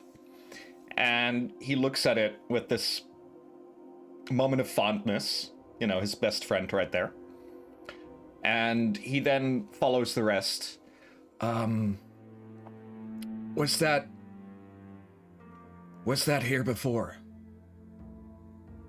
No, I would have heard it. I think we would have felt it too. Is What there... if we put a bag on our head? Maybe that was the problem. Do we see a door nearby? You do indeed see a door on the other side of this room. And if your memory serves you correctly, there is but one other room over there, and then a staircase further upward. Unless someone is familiar with this particular kind of magic, I suggest we stay away from this contraption and try to walk by it and get to the door as quickly as possible. Well, I want to give it... May I have a minute for this? It's... Whoever locked us up here, that silver sentinel, he made the crystal grow around the door as well, as he closed it. These crystals do indeed seem the same coloration as the shards of crystal that you found on the workbench, as well as that are now strewn about as the door exploded by your fireball. And there was actually a puzzle there, but the puzzle just got evaporated by the wild magic surge. nice. So the spider is still in the corner? The spider right now is still in the corner, although it has moved up a little bit, as it is curiously watching what you guys are doing. I first use Detect Magic as small wisps of energy from my staff travel to my eyes and give me a new sense. And I start looking around. First, I want to look if the spider happens to be magic. As you lay out this pulse of magical energy, this pulse as a radar, you do find a couple of bleeps of magic. You still find 2 bleeps of magic on your party members in the form of the 2 vials of the potions that you found. You find a magical pulse emanating from the rat on the shoulder of Jack, and I believe those might be all of the magic quote-unquote items that you guys are carrying. Oh, sorry, the of course the artifacts, I put the green artifact in my icosahedron. backpack, and I put the monkey in my boobs. Yep. So you see a small pulse coming from Edge's backpack as well. However, as the pulse also follows over the spider doesn't seem to be magical, just Good. a big old beast. Although, as the pulse also continues the other way, it does seem indeed that the crystals that you find over there are all slightly magical, at least. And we hear a slow but definite humming. As you hear from the other side,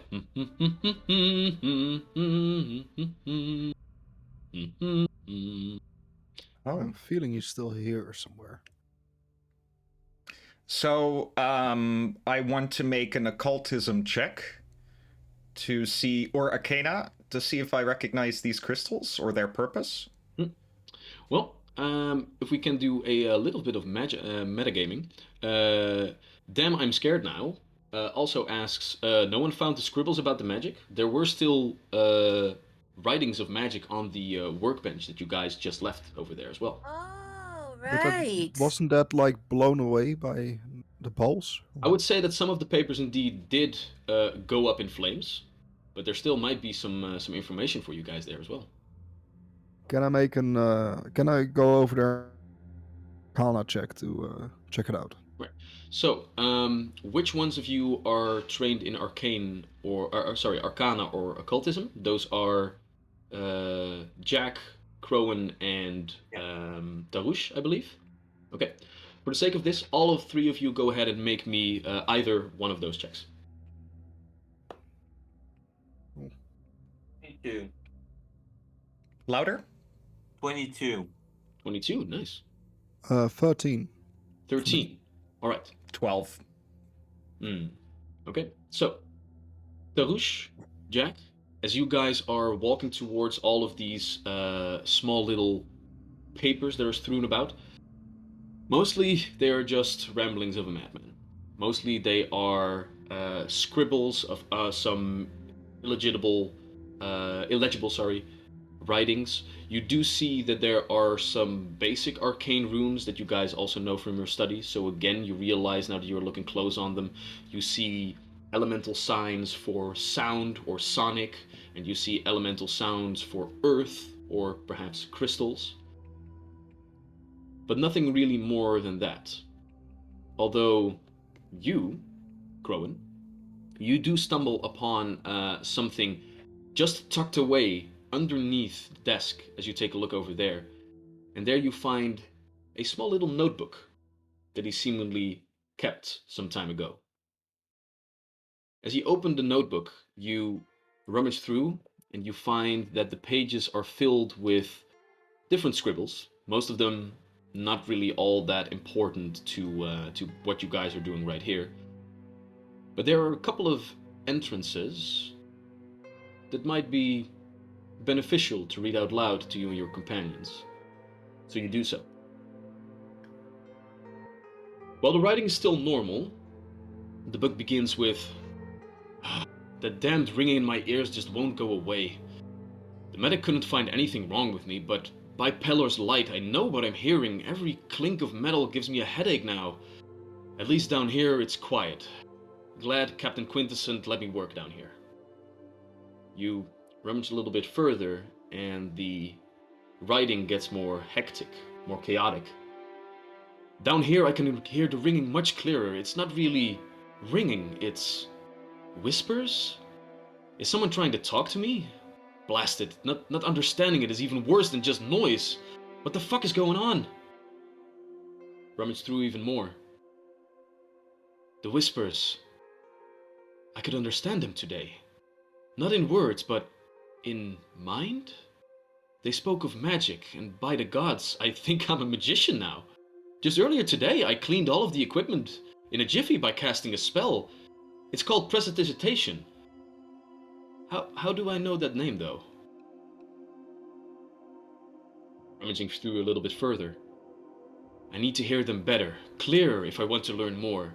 The whispers taught me to create these crystal formations that seem to resonate with the whispers. It takes a lot of energy, though.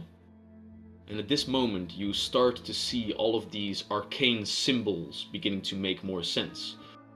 You see that he is trying to summon these crystals, to maintain them, to help them grow. And another entry does make that clear indeed. I get why these crystals take so much energy now. They sap away my very life force. Or someone's life force? I mean, who's really gonna miss a couple of randos in all of Farwater anyway? Eventually you find a completed sigil, a completed arcane circle, if you will, that you could actually learn from if you wanted to summon these crystals yourself. Success! With just a couple of sacrifices, I can make the crystals grow to enormous sizes. I have to be careful though, they don't just resonate with the whispers. If the crystals are small, high pitches might make them burst and ruin my progress. And eventually the notebook ends with one last addition. The crystals are mine to command. With but a flick of my wrist I summon and dismiss them. And through them I can finally hear them sing. Oh, it's beautiful. And they beckon me to them. Just a few more verses before I understand their song. Just a few more sacrifices. Let's see who's new in town today.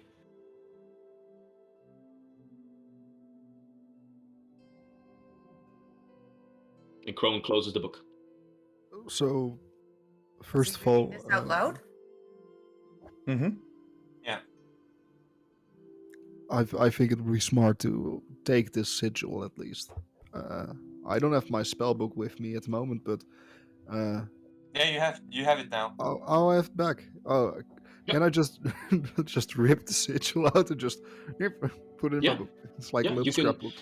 You can rip out the page from this book, which has the quote-unquote completed arcane formula, and wizards can indeed, if they find a new spell, try to eventually copy it to their spellbook so they can use it themselves. And also, we have suddenly a ghost image appear. Ooh, That's literally a ghost. alright. As a small little phantom appears in the door opening, beckoning the party to come closer and closer, as the ghost then flows over the crystals, beckoning you ever closer, and then as it arrives at the door at the other side, it dissipates.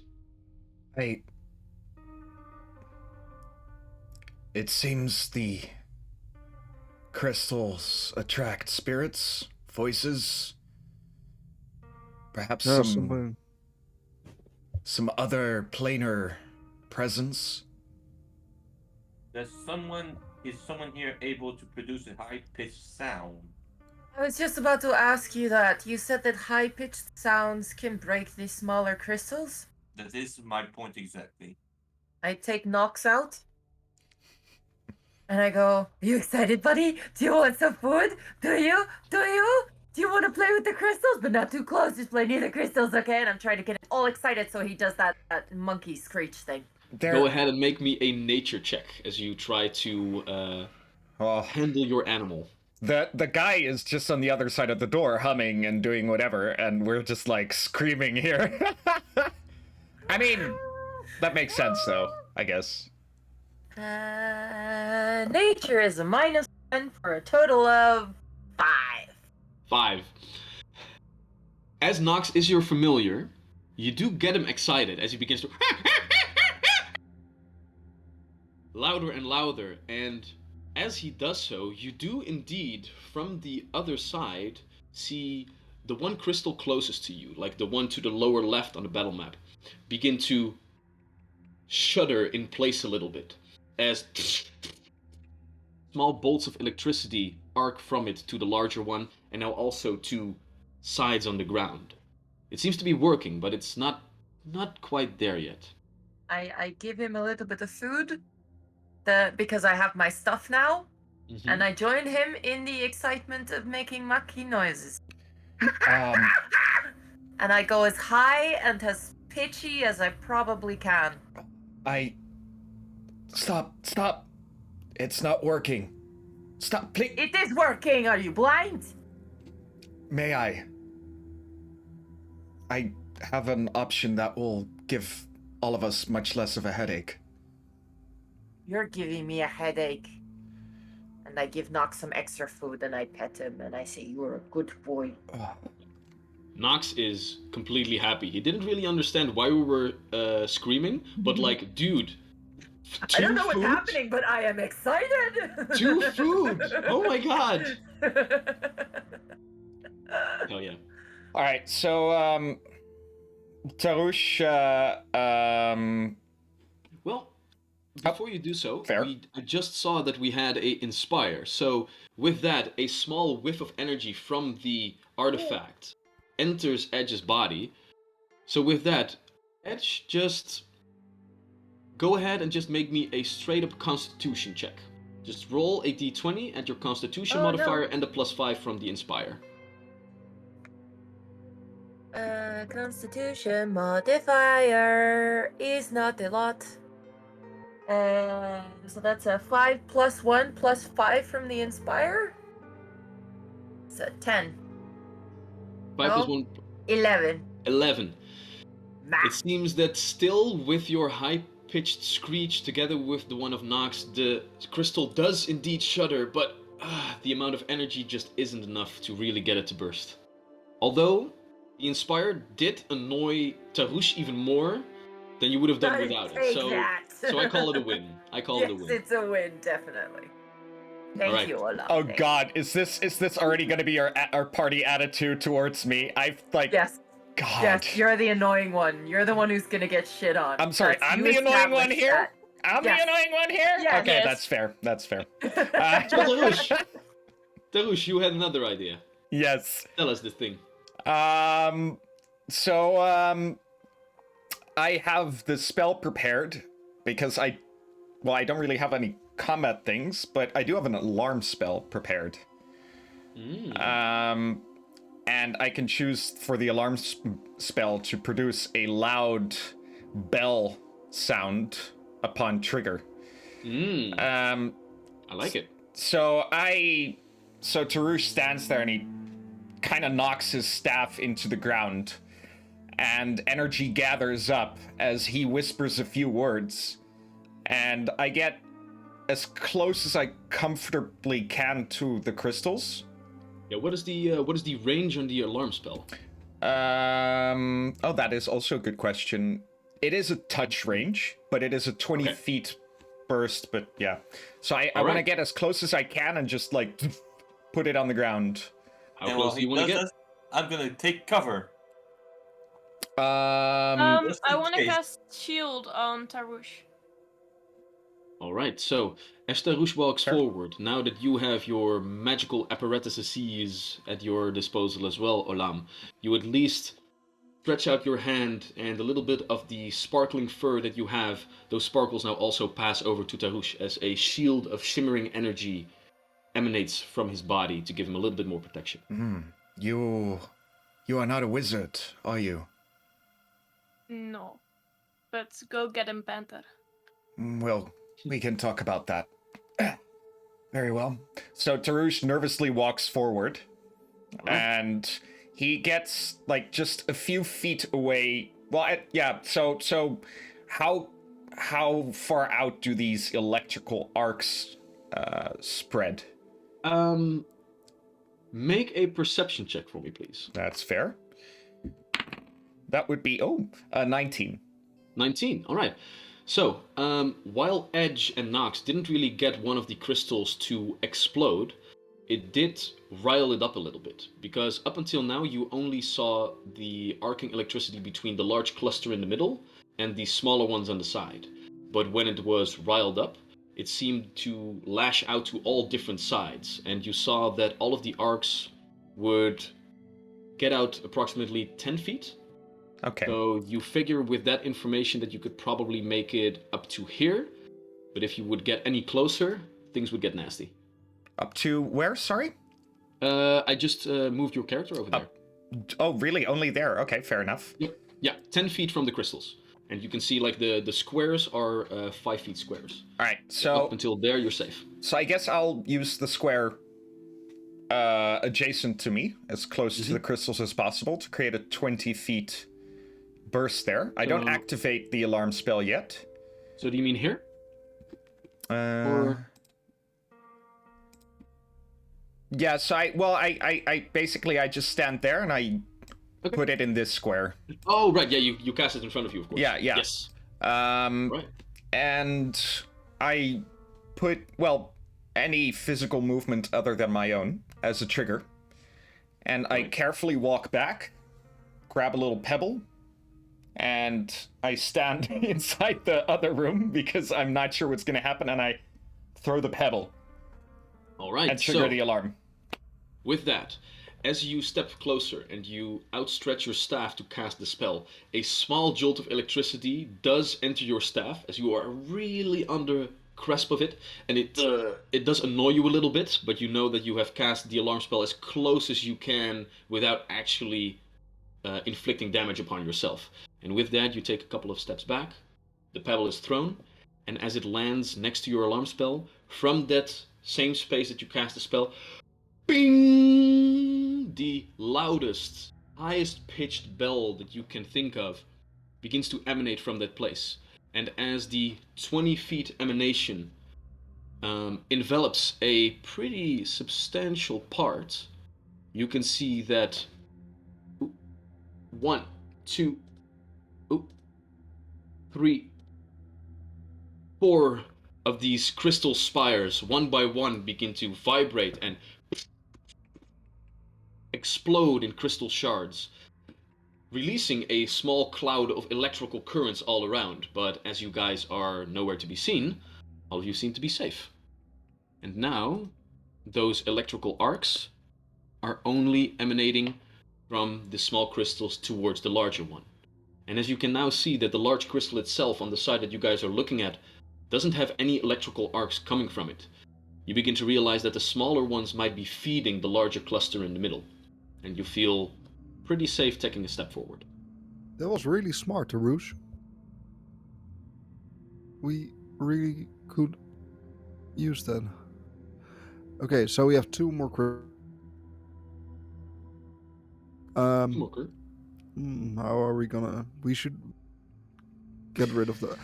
should we get rid of those, or can we just try to get around it? Well, based on these scribblings that Crowan found, my suspicion is that either way, these are not the type of crystal we would like to have lying around. That's very much true. I say we destroy them either way. Maybe take what we can, samples? How about we just throw some of the broken stuff right here? Like the weapons and such. If you throw that out there, it will probably make like a clanging noise and such. That might work. Or there's also this shield. There's a shield I see. Maybe you can just bang on it and make high-pitched noises. Speaking of shield... When that happens, we got a new wild surge. Another one already? Yeah. Speaking of that, I cast shield on Tarouche. That might not be such a bad idea. Oh god, not again! Why? So, Tarouche, you can see the energy emanating from the backpack, and a shiver runs down your spine as some sort of bad omen enters your mind. And from the artifact, it seems that all of the voices inside it are riled up very much now that new owners of this artifact have presented themselves. And another pulse emanates. Go ahead and roll a d20 to see what it is. All right, let me just check that I'm doing this properly. Oh, whoa. And then I do this. And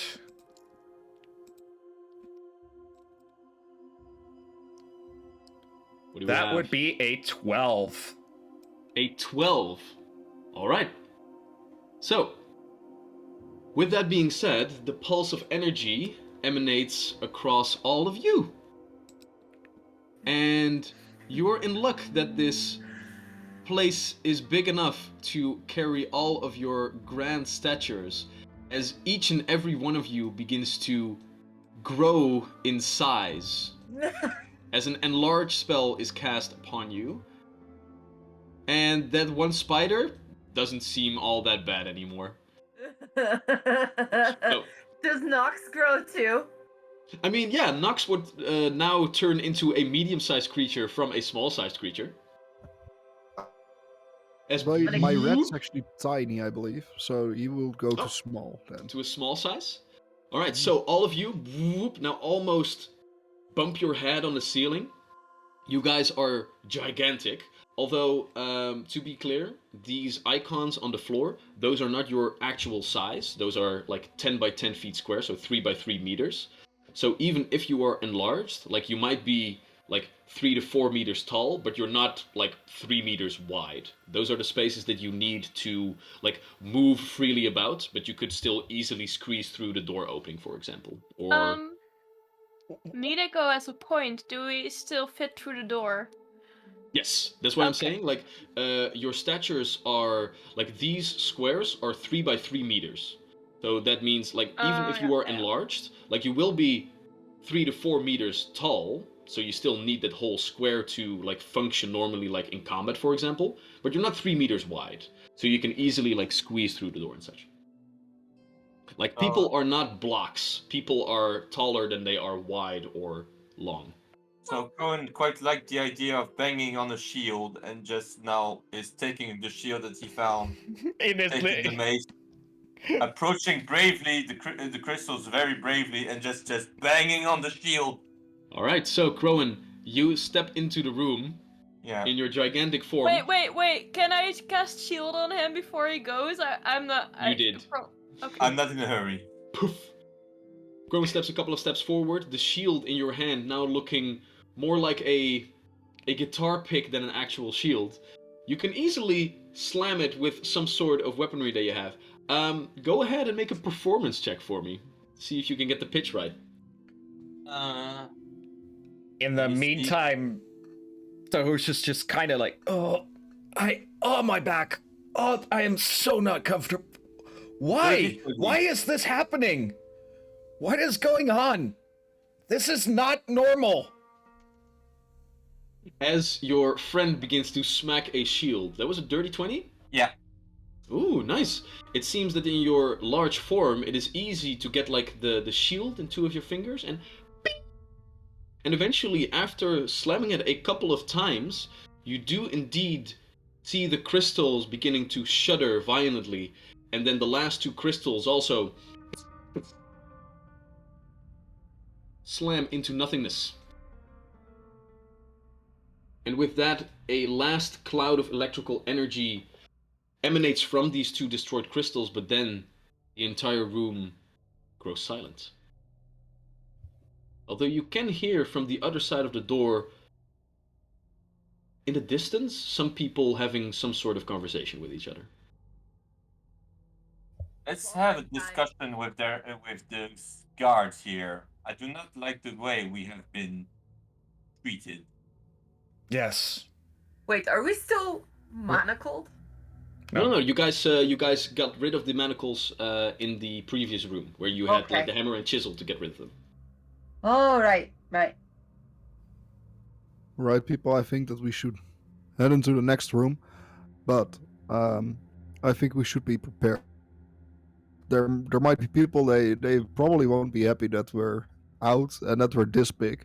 I mean, I actually quite like it, but that we should get ready for maybe a tussle. Yeah. Yes.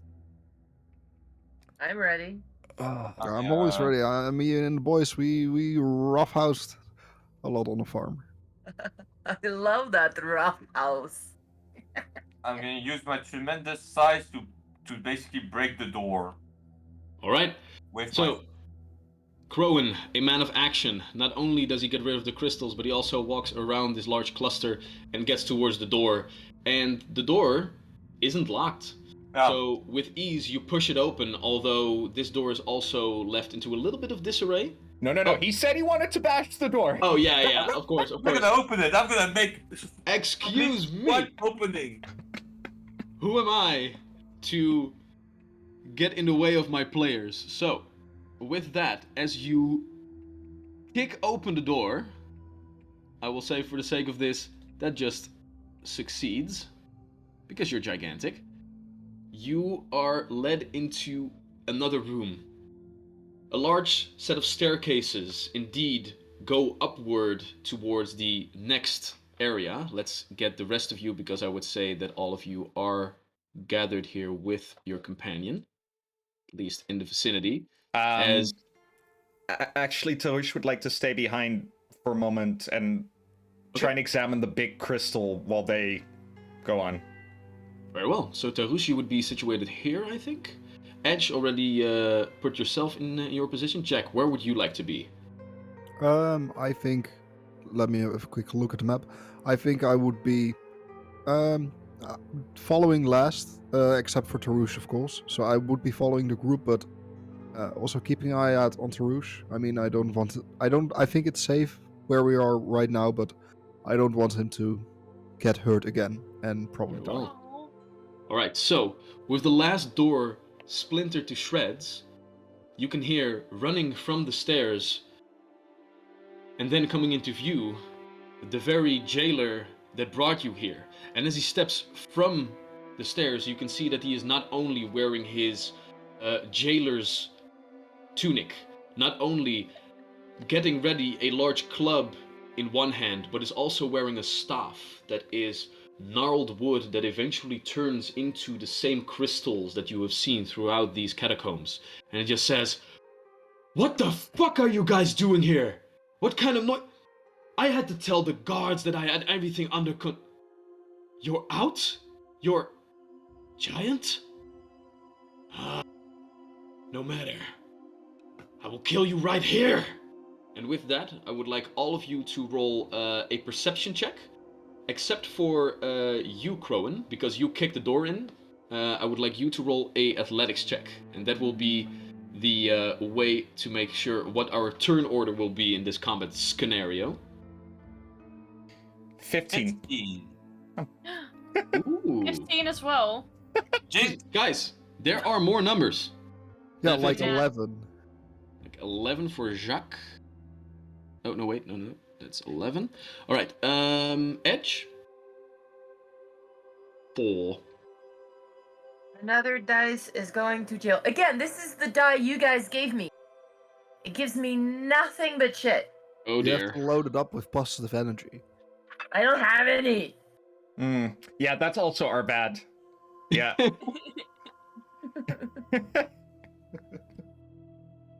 All right. Our jailer is going first, it seems. But, you know what? Let me just do this as well. Here we go. And that would be... Ooh. Alright, so as all of you are stepping here together, combat starts with a peculiar little spider still crawling after all of you, and who is now on the ceiling above the crystal. And as he sees the jailer in the distance, you can see that the spider from his vantage point looks at the jailer and just goes, And small drops of venom begin to drip from the spider's fangs. However, right now, it seems that the spider is just staying put. Not really happy to see the jailer, but not taking any actions per se. So with that, the turn turns toward Jared, the jailer. As he just stands there, gets out his staff, and says, "The whispers, you will not silence them." And he slams his staff into the ground as a crystal protrudes from the ground in the square just over there next to you, Crowan. Just grows out of the ground, bursting through the stonework. And next to that, Jared is... Let's see here. Yep, he's going to do a similar thing that has been done to you as well, as he slams his staff on the floor once again, but this time the crystalline structure on top of it gives out a little bit of a sparkle that emanates across his body, giving him a shimmering shield as well. Alright. That is his turn, however. As we go to Tarush. Okay, so Tarush kind of looks over and looks to the rest, and then looks back at the crystal, and he's going to spend 3 actions to examine the crystal. Alright. First off, Majo80, thank you so much for the follow. Thank you for being here.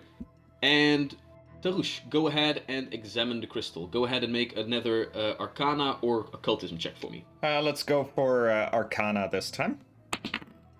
Oh, nice. That's a natural 18 for a total of 25. Total 25. Alright. It seems that the large crystal structure that you are standing next to is completely dormant. But also taking a look at the crystal that has just emanated, thinking back on the notes that you read together with Crowan, you begin to put a couple of things together.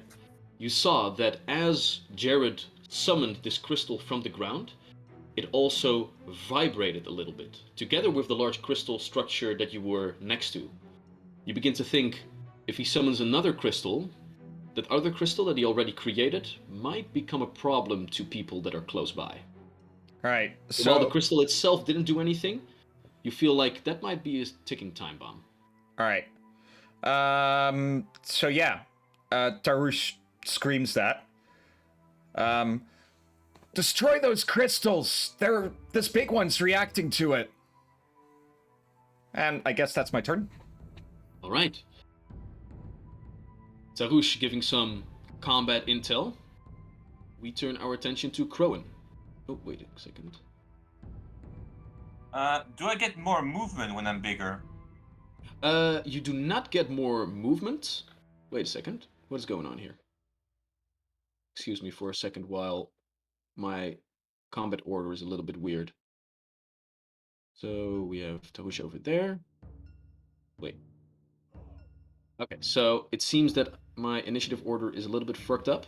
Let me fix that for a second. There we go. Crowan and Olam, all of you had 15 initiative, right? Yeah. Right, so... Okay. Someone else as well. Here we go. Yeah, Tarush. Oh. Okay, so now that has been fixed, Crowan, again, what would you like to do? Excuse me for the delay. I'm gonna ignore the crystal for now and try to get to Jared as fast as possible. I have 20 feet movement, so I'm not sure if I can reach it with one action. Yeah, so while your movement doesn't increase, your reach does increase, because your arms are now also longer, so you can strike the jailer from a square away, so you can leave a square open between the two of you if you would like. That's what I'm gonna do. I'm gonna move once and then attack twice. Alright. With my sap. 3, 4, 5. Getting right in range of your captor. Go ahead and make your attacks. One is a nat 1. Oof. Yeah, that's gonna miss. You are still a little bit uncomfortable in your giant stature, so your sap just whiffs and hits the ground next to him. Although it does shatter a couple of the stonework over there. Great. That was exactly what my plan was. Awesome. The next one is a nat 20. Oh, damn. So 27, and it's That's a already critical rolled a hit. 6 with them. Yeah. All right, so you deal double damage. Okay, so twice the dice. So Twice everything. twice everything. So I rolled a 6, so that's 12 plus 4, I think. Yeah, just so 20 damage. Total 20 damage. And as you are enlarged, you do pack quite a punch. So you take a +2 bonus to damage as well, which gets doubled to a +4. So you deal a total of 24 points of damage. Jared is very glad that he kept that shield up. Although the shimmering energy, it bursts outward for a second as it tries to stop your sap. And it does like slow your blow a little bit, but still, the sap connects completely with his head. And you can see a couple of other teeth also sprue out of his mouth onto the ground as he blinks with two eyes, not simultaneously, as he just goes back up. What the fuck? As he takes 19 points of damage. Not too bad. Alright, so I believe that those were your All two. my actions. Very good.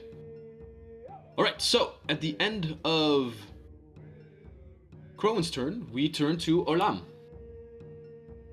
Okay, so I can't place Olam. You can't place Olam? Nope. Let me see here. You can't move her? Nope. Oh, no, that's right. Now you can, though. Oh, great. Yeah. Okay, I want to let her over here. Alright, so you Oh, no, squeeze over yourself. Okay. You squeeze yourself on the other side next to the crystal. Standing there, you have used one action to move. You still have 2 actions left to do other stuff. What would it be? I'm a moonbeam the bitch. Alright, so as you stretch out your arms, your sparkling black fur, that now with the sparkles together with it almost looks like a starry sky, you open up a small crevice into the ceiling. As the fireball perhaps broke a little bit of the ceiling itself, who knows? But through this small crack you summon a beam of brilliant moonlight to shine down upon your enemy. Go ahead and make your attack roll. No, he has to make a save. Oh, he has to make a save. Excuse me. So, what kind of save is it?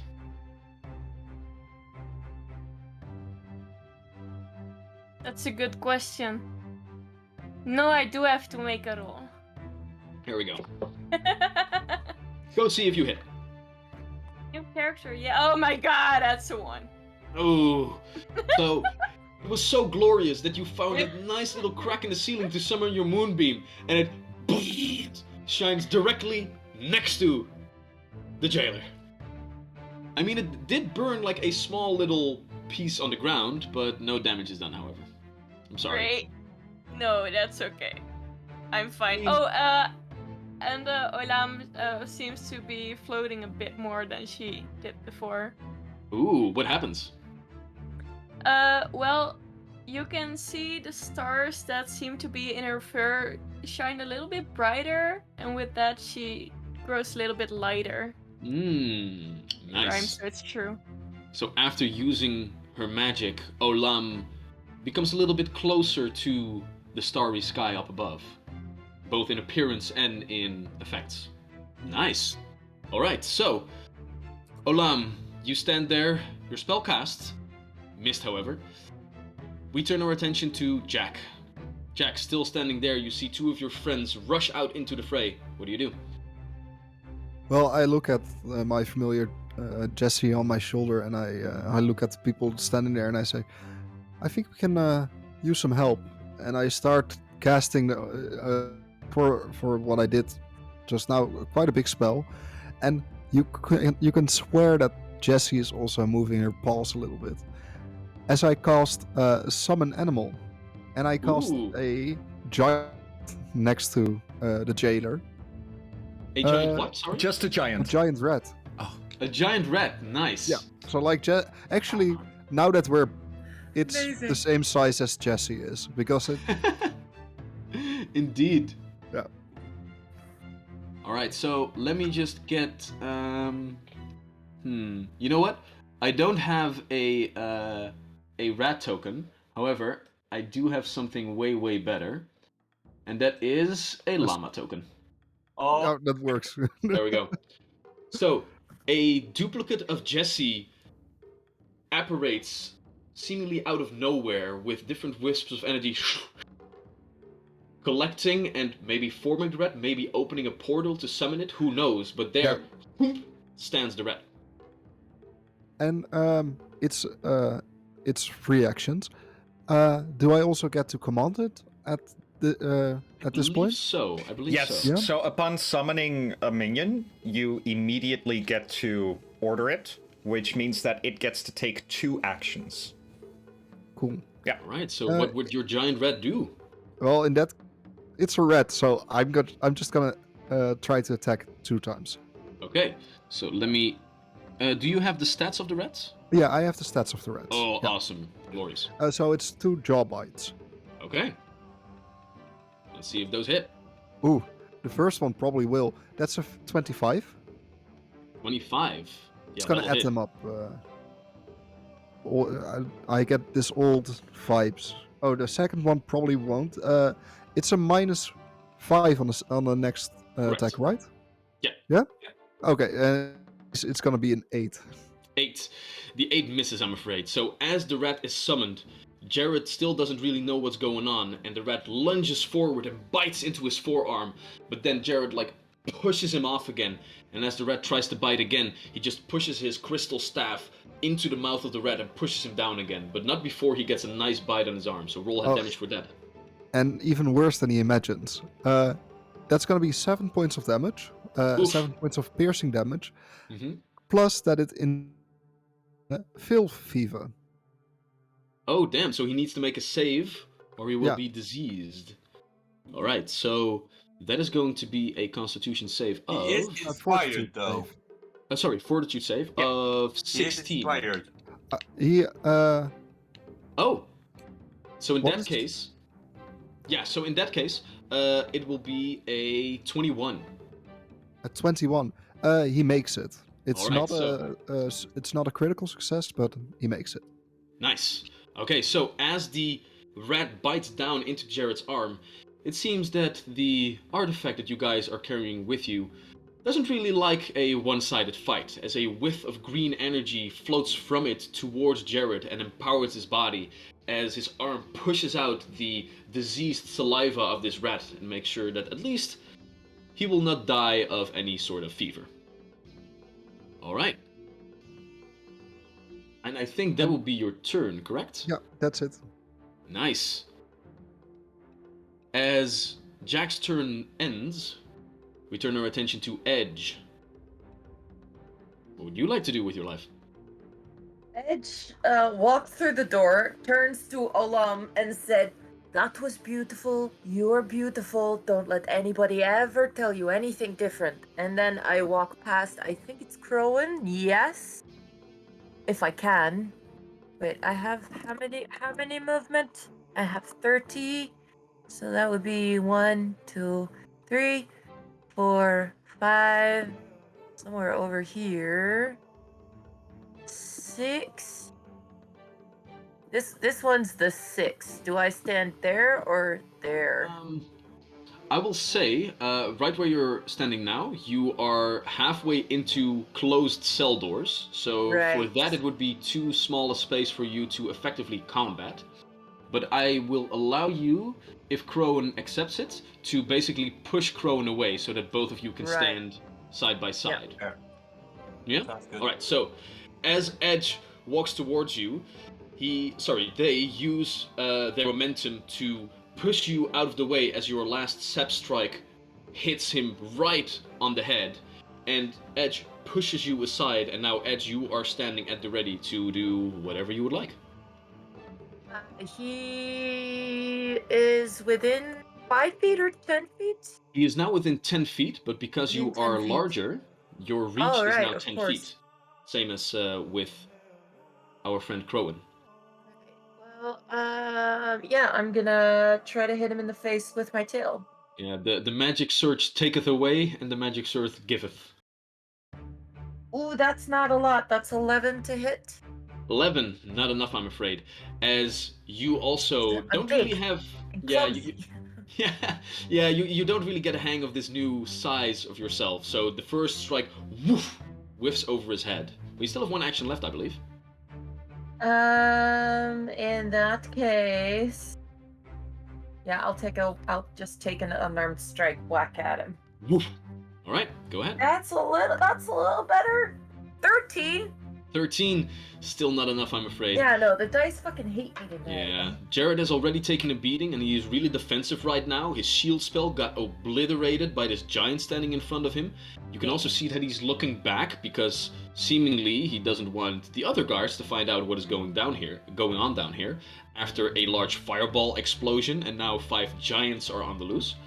So he's not really having a good day, so he's fighting really defensively and both of your strikes just whiff in the air. Deservedly so. I'm not just going to get sacrificed for some weird wizard, please. Understandable. So, as Edge's turn ends, we turn our attention to the spider, who is still really confused by what is going on. He might have 8 eyes, but he doesn't really understand what he's seeing. So while he's still angry at the jailer, he doesn't really take any other actions other than just skitter forward a little bit and see what the hell is going on. Although the spider will stay... let's see here. As he is crawling across the ceiling, he can get all the way over here and just hang... let's see here... to the back, there we go. Over you, Olam. So the spider just skitters over your head as of the moment. Now then, as that has been passed, Jared the Jailer is gonna have another turn. What is going on here? Damn you all. Damn you all to hell! And he slaps down his staff once more as another crystal appears. And the other crystal he is going to summon right over there. And as he does so, the other crystal begins to resonate with some sort of sonic energy, and then a large pulse of sonic energy is released, and Olam, you are standing next to it, so I would like you to go ahead and make a fortitude saving throw for me, please. Go, Olam! You can do it!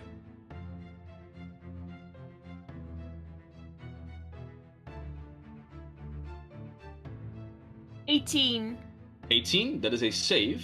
So you quickly stuff your ears, although the sonic damage still takes a little bit of the wind out of you, and you take 2 points of sonic damage. That's fine. However, then the crystal goes back to its normal state for now. However, don't not forget before... Don't forget we have 2 anti-luck still to use at your leisure. Oh, that is true. If you're thinking that the fight is going too well. Yeah, no. This is not the thing to point out. So with that, however, Jared does still take his own club that he has on his side and whacks against the large rat next to him. And that is, I kid you not, a natural 20. So your rat might be summoned here shorter than you would think. Let's see here. So that is going to be... alright. He takes 21 points of bludgeoning damage as one hell of a hit comes down towards the rat. We didn't even have time to name him! That's almost 3 times its HP. It has 8 hit points. 8 hit points. Well, he did have 8 hit points. Now he has none. As in a splatter, the rat gets tumbled to the side, but before it can actually turn into a corpse, it evaporates in the same whiffs of energy as from whence it came. No, my body! Ah, that's one, as he turns towards the rest of you. At which point, Tarush, God, you told your friends to keep away from the crystal. What is Olam doing? Never mind. What do you do? Yeah, that was kind of my thought as he put the crystal up there. I was like, that's crystal number 2, guys, and I told us to deal with the crystals. So, yeah.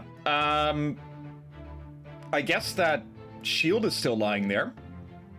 That Crowan used. Yeah. So, Tarush, just in his uncomfortableness, there's this clinking of chains and and his armor as he's just struggling to like reach for it, and he grabs his staff and just, yeah, I mean, let's try this. I get up a bit closer and I just smash them together. All right. To so try and go make a ahead. nice little ring. Right. So you have a little bit of movement. How much is your movement speed? That would be 20 feet. 20 feet. Okay, so let me just count this out a little bit. There would be 5, 15, 20, at which moment 1, 2, 3, 4. Yeah. Okay, so you're in luck. With your movement speed, you can get just enough in range to catch both of those crystals in the sonic boom that you were trying to create. So let's see how that goes. Go ahead and make me a performance check. Nice. So, fortunately, Tarush was actually a little bit of a... He was in the parade band during college years. Oh, really now? No, he's trained in performance, though. So, here we go. That is, 22. 22, yeah, that'll be enough. So you saw where Crowan hit the shield just right to get that high pitch, and you mimic the same motions, this time with your metal staff, which makes it even easier to ping, get the high pitch going, at which moment it reverberates, resonates with the two crystals, as one by one they splash into dormant nothingness. And after he does this, he drops the shield again, and Tarush looks over to Jack. The idiot just bragged about killing the rat you summoned. That is a low bar for bragging. Yeah, it's an easy, actually. Yeah, go and kill him. That was my turn. Alright, so with that, we turn our attention to Crowan once again.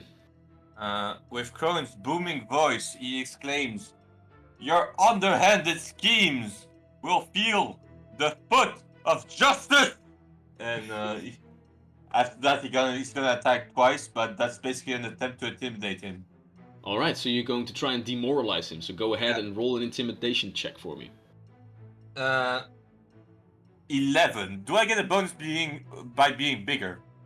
I'm afraid not. The spell does a lot of good things, but while it does make you bigger and thus more intimidating, it also changes your voice, making you sound silly. So those two like cancel each other out. It seems. Fair. So So I while- think the 11 is not enough, yeah? Nah, 11 is not going to be enough. This crazy jailer turned mad wizard doesn't seem to be impressed by your evil cacklings. So he Oh, he's doesn't gonna really be seem impressed to. by my set. Oh, That is a 22 for 7 damage. 22 will be first enough, strike. and with that, another 7 damage as you bring down your sap once again. This time he tries to block it by crossing both his staff and his own sap. But still, the blow hits him right in the shoulder, as you can see it dislocate a little bit. Although in And his then the maddened second form... No, that's just a 16. 16. 16 won't be enough, however. So this time, with his ruined arm, he just still manages to parry your blow to the side. He begins to heave heavily. He is not looking all that well, but the madness in his eyes still seems that he is hell-bent on fighting to the death. As he just whispers, "The crystals, they sing to me." As we turn our attention to Olam. I'ma harm the bitch. You're gonna harm the bitch? In which manner would you like to harm this bitch? I'm going to use harm. Okay. So harm is a touch spell, I believe. So you would have No, to be in. I no? can use verbal and somatic to make the Oh, range right. 30 feet. That is true. Okay, so you're going to use the 2 action version, and with that, he just needs to make a save, I believe. Yes. Is that correct? Yeah. All right. And what Fortitude. kind of fortitude? Yes. All right. So with that, he rolls a 20, a 20 on his fortitude save. Well, that's enough. Okay. But I do Uh, believe that it still takes half damage yes. when he does that, So right? it is going to be. It's a 5. 5. Okay, so 5, half to 2, because we always round off downwards. So still, what do you use for your spellcasting? Do you have like something of a focus, or do you just use the awesomeness that is you? No, I'm using my necklace. Alright, so as you grasp your necklace for a moment, you summon the very cold and dark energy of space itself into your hand, and then you just blast it outward into the jailer. And as it washes over its body, you do see that he takes a small step backwards, but then he just gets up again. And with the little bit of damage that you are dealing right now, you can see that as he stands there,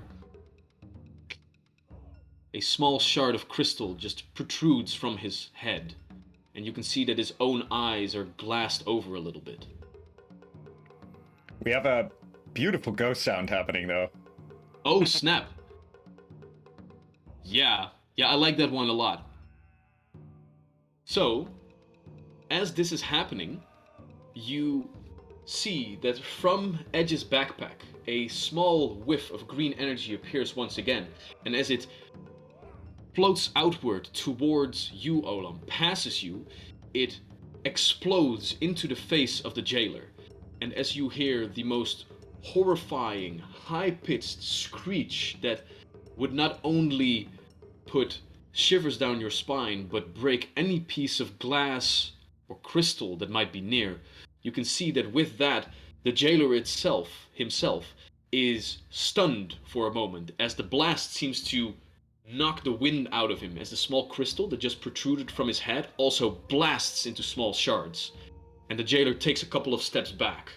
I will say that with this ghost sound, because it's so on point, the jailer will lose one of his actions. He will be stunned one, so he will lose one of his actions, as the viewers did something very, well, on point. Good job. With that being said, we are still in the initiative order, and Olam, you have used 2 actions to cast harm. You still have 1 action left. I want to give a little piece of bread that I hid in my bra, which I stole before. I want to give it to the spider. Sure. Make a nature check for me, as you try to handle this animal. I'm just like curious about the diet of giant spiders now. to be honest. I'm sure he would appreciate it, right? I honestly don't know. I'm We'll just see. Food That is depends on your roll. food. It's 17.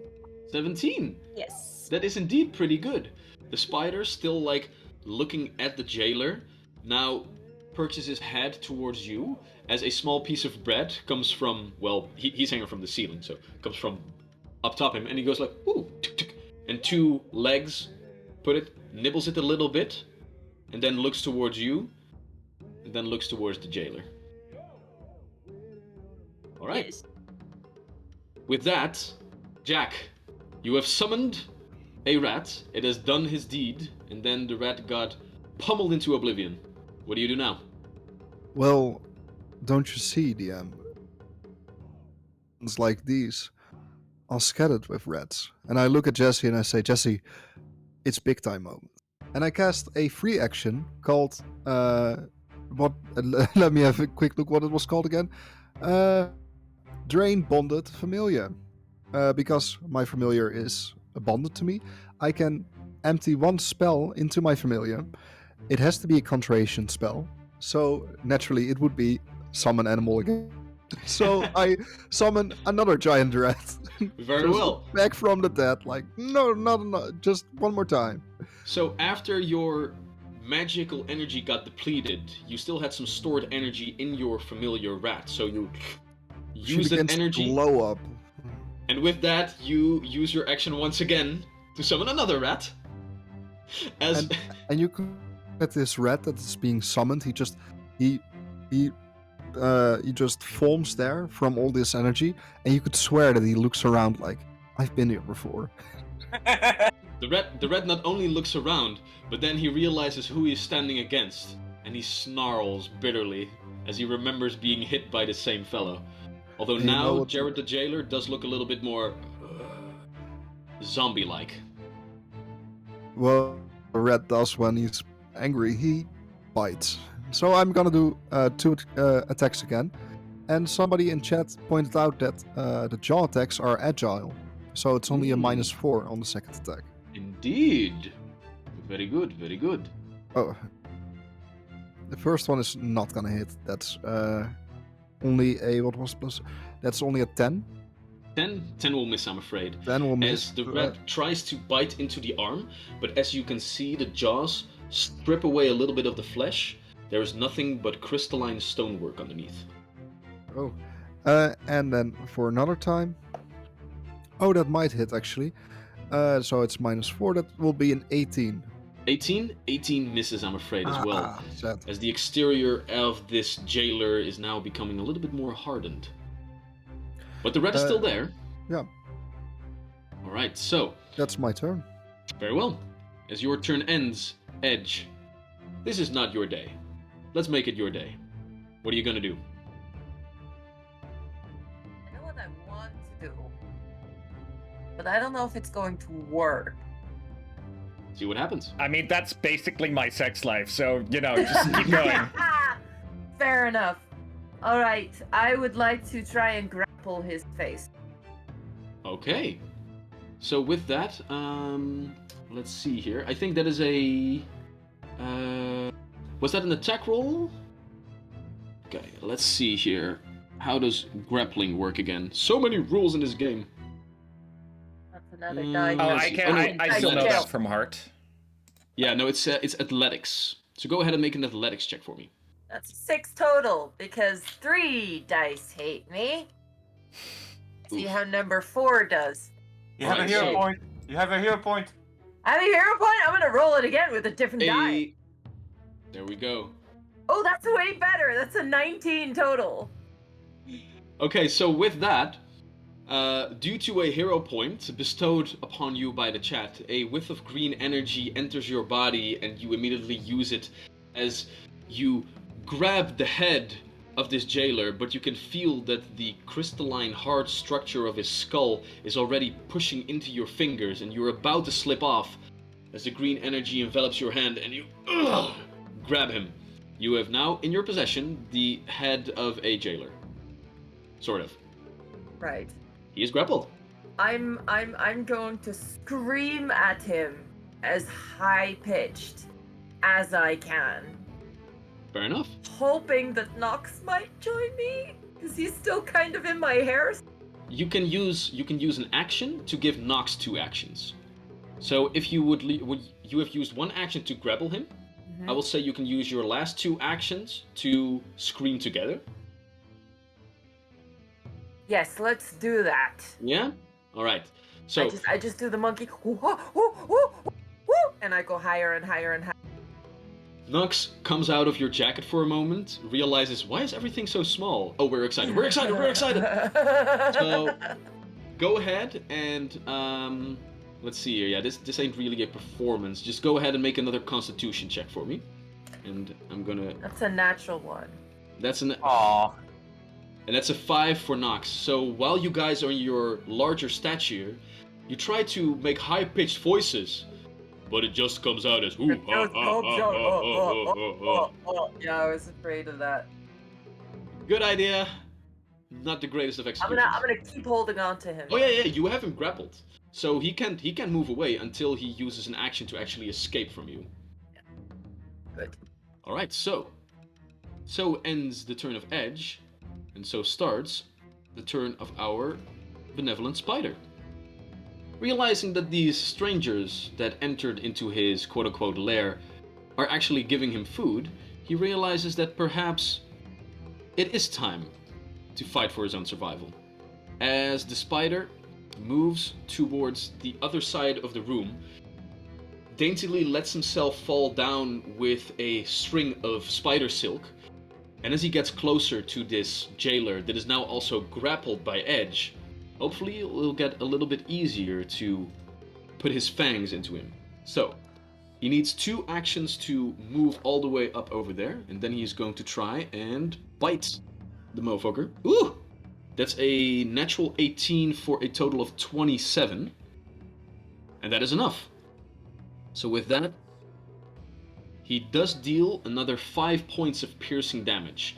As you can see that the spider jumps up on him and begins to just bury his teeth as deep as he can into the abdomen of this jailer. However, as he does, you can see that a couple of globules of poison are just seeping around his body, not really having any effect in that manner. With that being said, we turn to Jared himself. Stunned by the sudden burst of sonic energy, being bitten, being scratched from the other side, he can only use 2 of his 3 actions right now. So with that, yeah, he is going to get his staff that is now hanging in his ruined arm up another time and slamming it down. The crystal up top begins to emanate with a haunting hymn as it bursts outward in a 15-foot cone. So I need Crowan and Edge to go ahead and make fortitude saves for me, I believe. Oh, that one. There we go. Another natural one. Another natural 1. This one's Right. getting yeeted. Crowan? 21 because I was inspired as well. 31. Nice. 21. Oh, 21. All right. Well, that is very nice indeed, because that does mean that you make the save. Edge, you unfortunately have a critical failure. So, you take... You take 4 points of sonic damage. Hey, on a critical fail, that ain't too bad. However, the sonic boom that hits your ears... For a moment you can hear what that man was writing about, as all kinds of ghostly whispers enter your hearing, and then silence. Complete, utter silence. You are deafened for the time being. Crowan, you only take 1 point of sonic damage. And as you made your save, you are saved from all of these deafening sounds for the most part, so you can still hear completely fine. That is all you can do, however. So with that out of the way, we turn our attention to Tarush. Oh, damn. Are we there already? Nice. Okay. Mhm. So, yeah, I mean, I guess at this point I could help. So Tarush is gonna first move 1, 2, he's gonna move over here, because then we have... That would be 30 feet in between us. I guess it will have to do.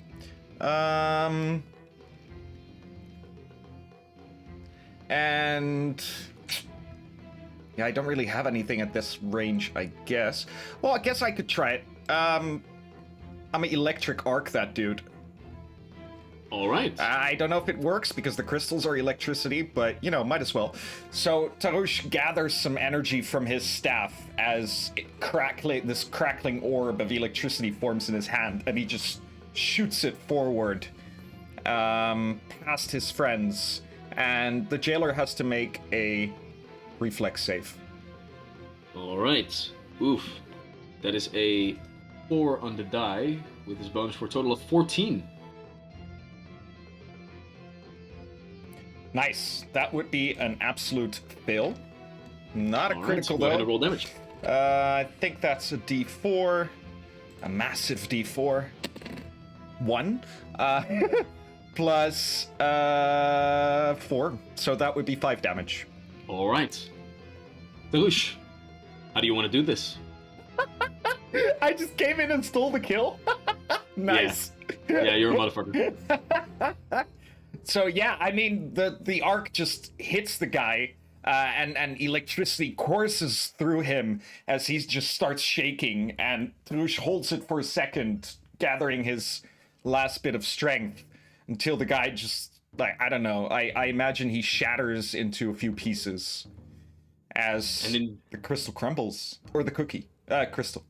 And indeed he does. As you emanate this electrical energy from your staff, it jolts outward, barely passing between Crowan and Edge as they are trying to fight. Edge just has a little bit of energy left to pull the jailer's head up for a moment as the jolt hits him square in the face.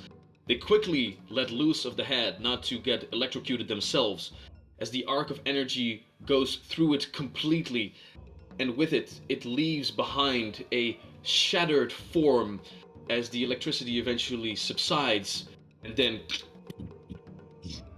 in a couple of strong crystalline pieces, this person crumbles to the ground.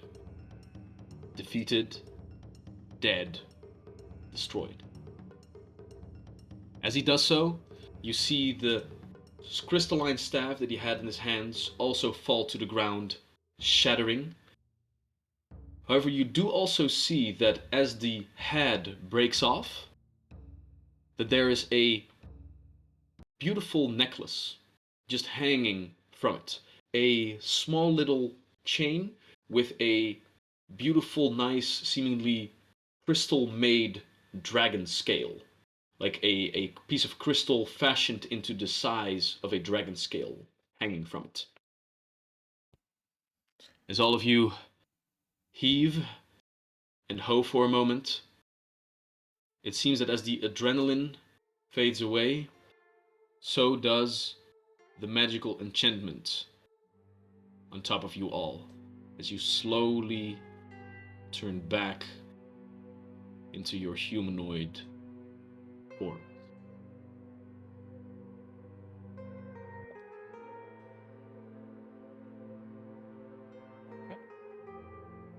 Nice. What does the spider do? The spider, after seemingly happy with what he did, takes a look at all of you, quickly skitters between the bars of this one cell, and as you can see, there is a nice little piece of webbing in the other corner as well, and there you can see him perched there, already pushing his abdomen against the wall, seemingly have found another piece of his hiding hole. I want to give him another piece of bread and say, thank you, friend. Thank you. As Olam walks forward, the spider outstretches himself a little bit, another piece of bread kept into his mandibles, and then he turns back.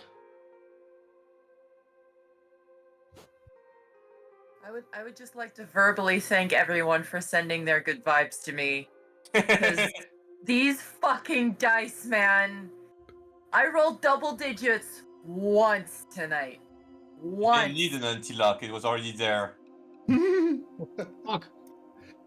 God damn it. Needed an anti-lock. It was always inside of you. It was By the way, inside those of me anti-locks- all along. By the way, those anti-locks won't go away. We have them stored up, and I will use them at some point. So this will just have to be a reason that you need to watch the second stream as well. The same goes for the hero points. They also just Carry over. They carry over, yeah. So, I've first of all, I think we did a pretty good job. But what's up with this guy, man? With the crystals coming out of his head, man. Wait, are we in character or out of character, Maxime? I think we're still in character. In character. Okay, I'm sorry. Sometimes I can't. Tarouche? I don't know, but it seems we should be careful examining that spell we found earlier. Jack, I'm going to try and glean some more information from the corpse. And can I make a medicine check to see if I learn anything from how he became a crystal, basically? Rowan walks up and begins to examine the pieces of body, so go ahead and make a medicine check for me. 12. 12. You can see that whatever was eating him alive in this manner wasn't complete yet. Like, you see still that while his body was like slowly turning into that same crystal, it wasn't all over. It's not like he was a crystal golem completely. You still see that he still has all of his quote-unquote normal organs, and stuff, but you do see that certain patches of his skin and flesh had turned hard in some places, even translucent here and there. Not that it Wow. matters per se, but what color crystal? Like Um, prism or... Yeah, somewhat same coloration as the crystals that you found in the cave as well. This see-through indigo purplish color. Okay. That could be. I do not know. A parasitic life form? Some magic from a plane of crystal? I would not know. Something to investigate, though. Jacobus, until we know more, do not use the sigil. I cannot stress this enough, my friend. It could eat you alive like this guy has been. I agree. To conclude this conversation, from the staircase you can hear metal boots, chainmail wrinkling, as 4 other silver sentinels come down, weapons drawn, 2 at the back with spears ready to strike, 2 up front with shields and swords at the ready as they step forward. What the hell is going on here?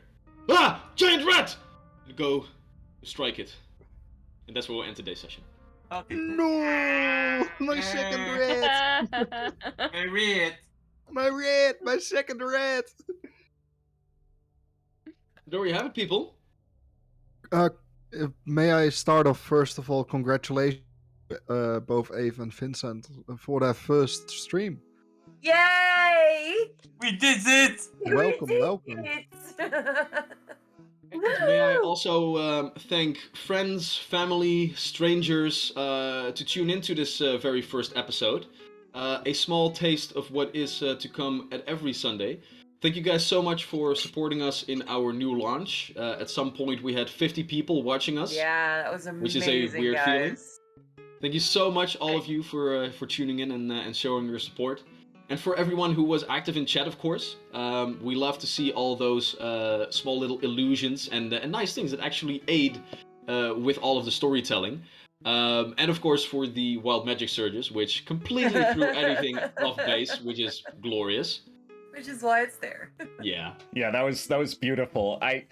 We talked about it in chat, but the concept is absurd as well. You're this guy, you throw these people in a jail cell in the cellar, and you come back 5 minutes later, and they're massive and just coming at you like, and there's a giant fucking rat appearing out of nowhere, and there's a monkey screaming at you with there's a a tiefling. What the monkey- fuck? a giant monkey now too. It's all absurd. This guy must have, like, he was already crazy, so he kind of accepted it, I guess. But still, damn. Titanium Atlas, thank you so much for the 5 Wow, gifted subs as yeah. well.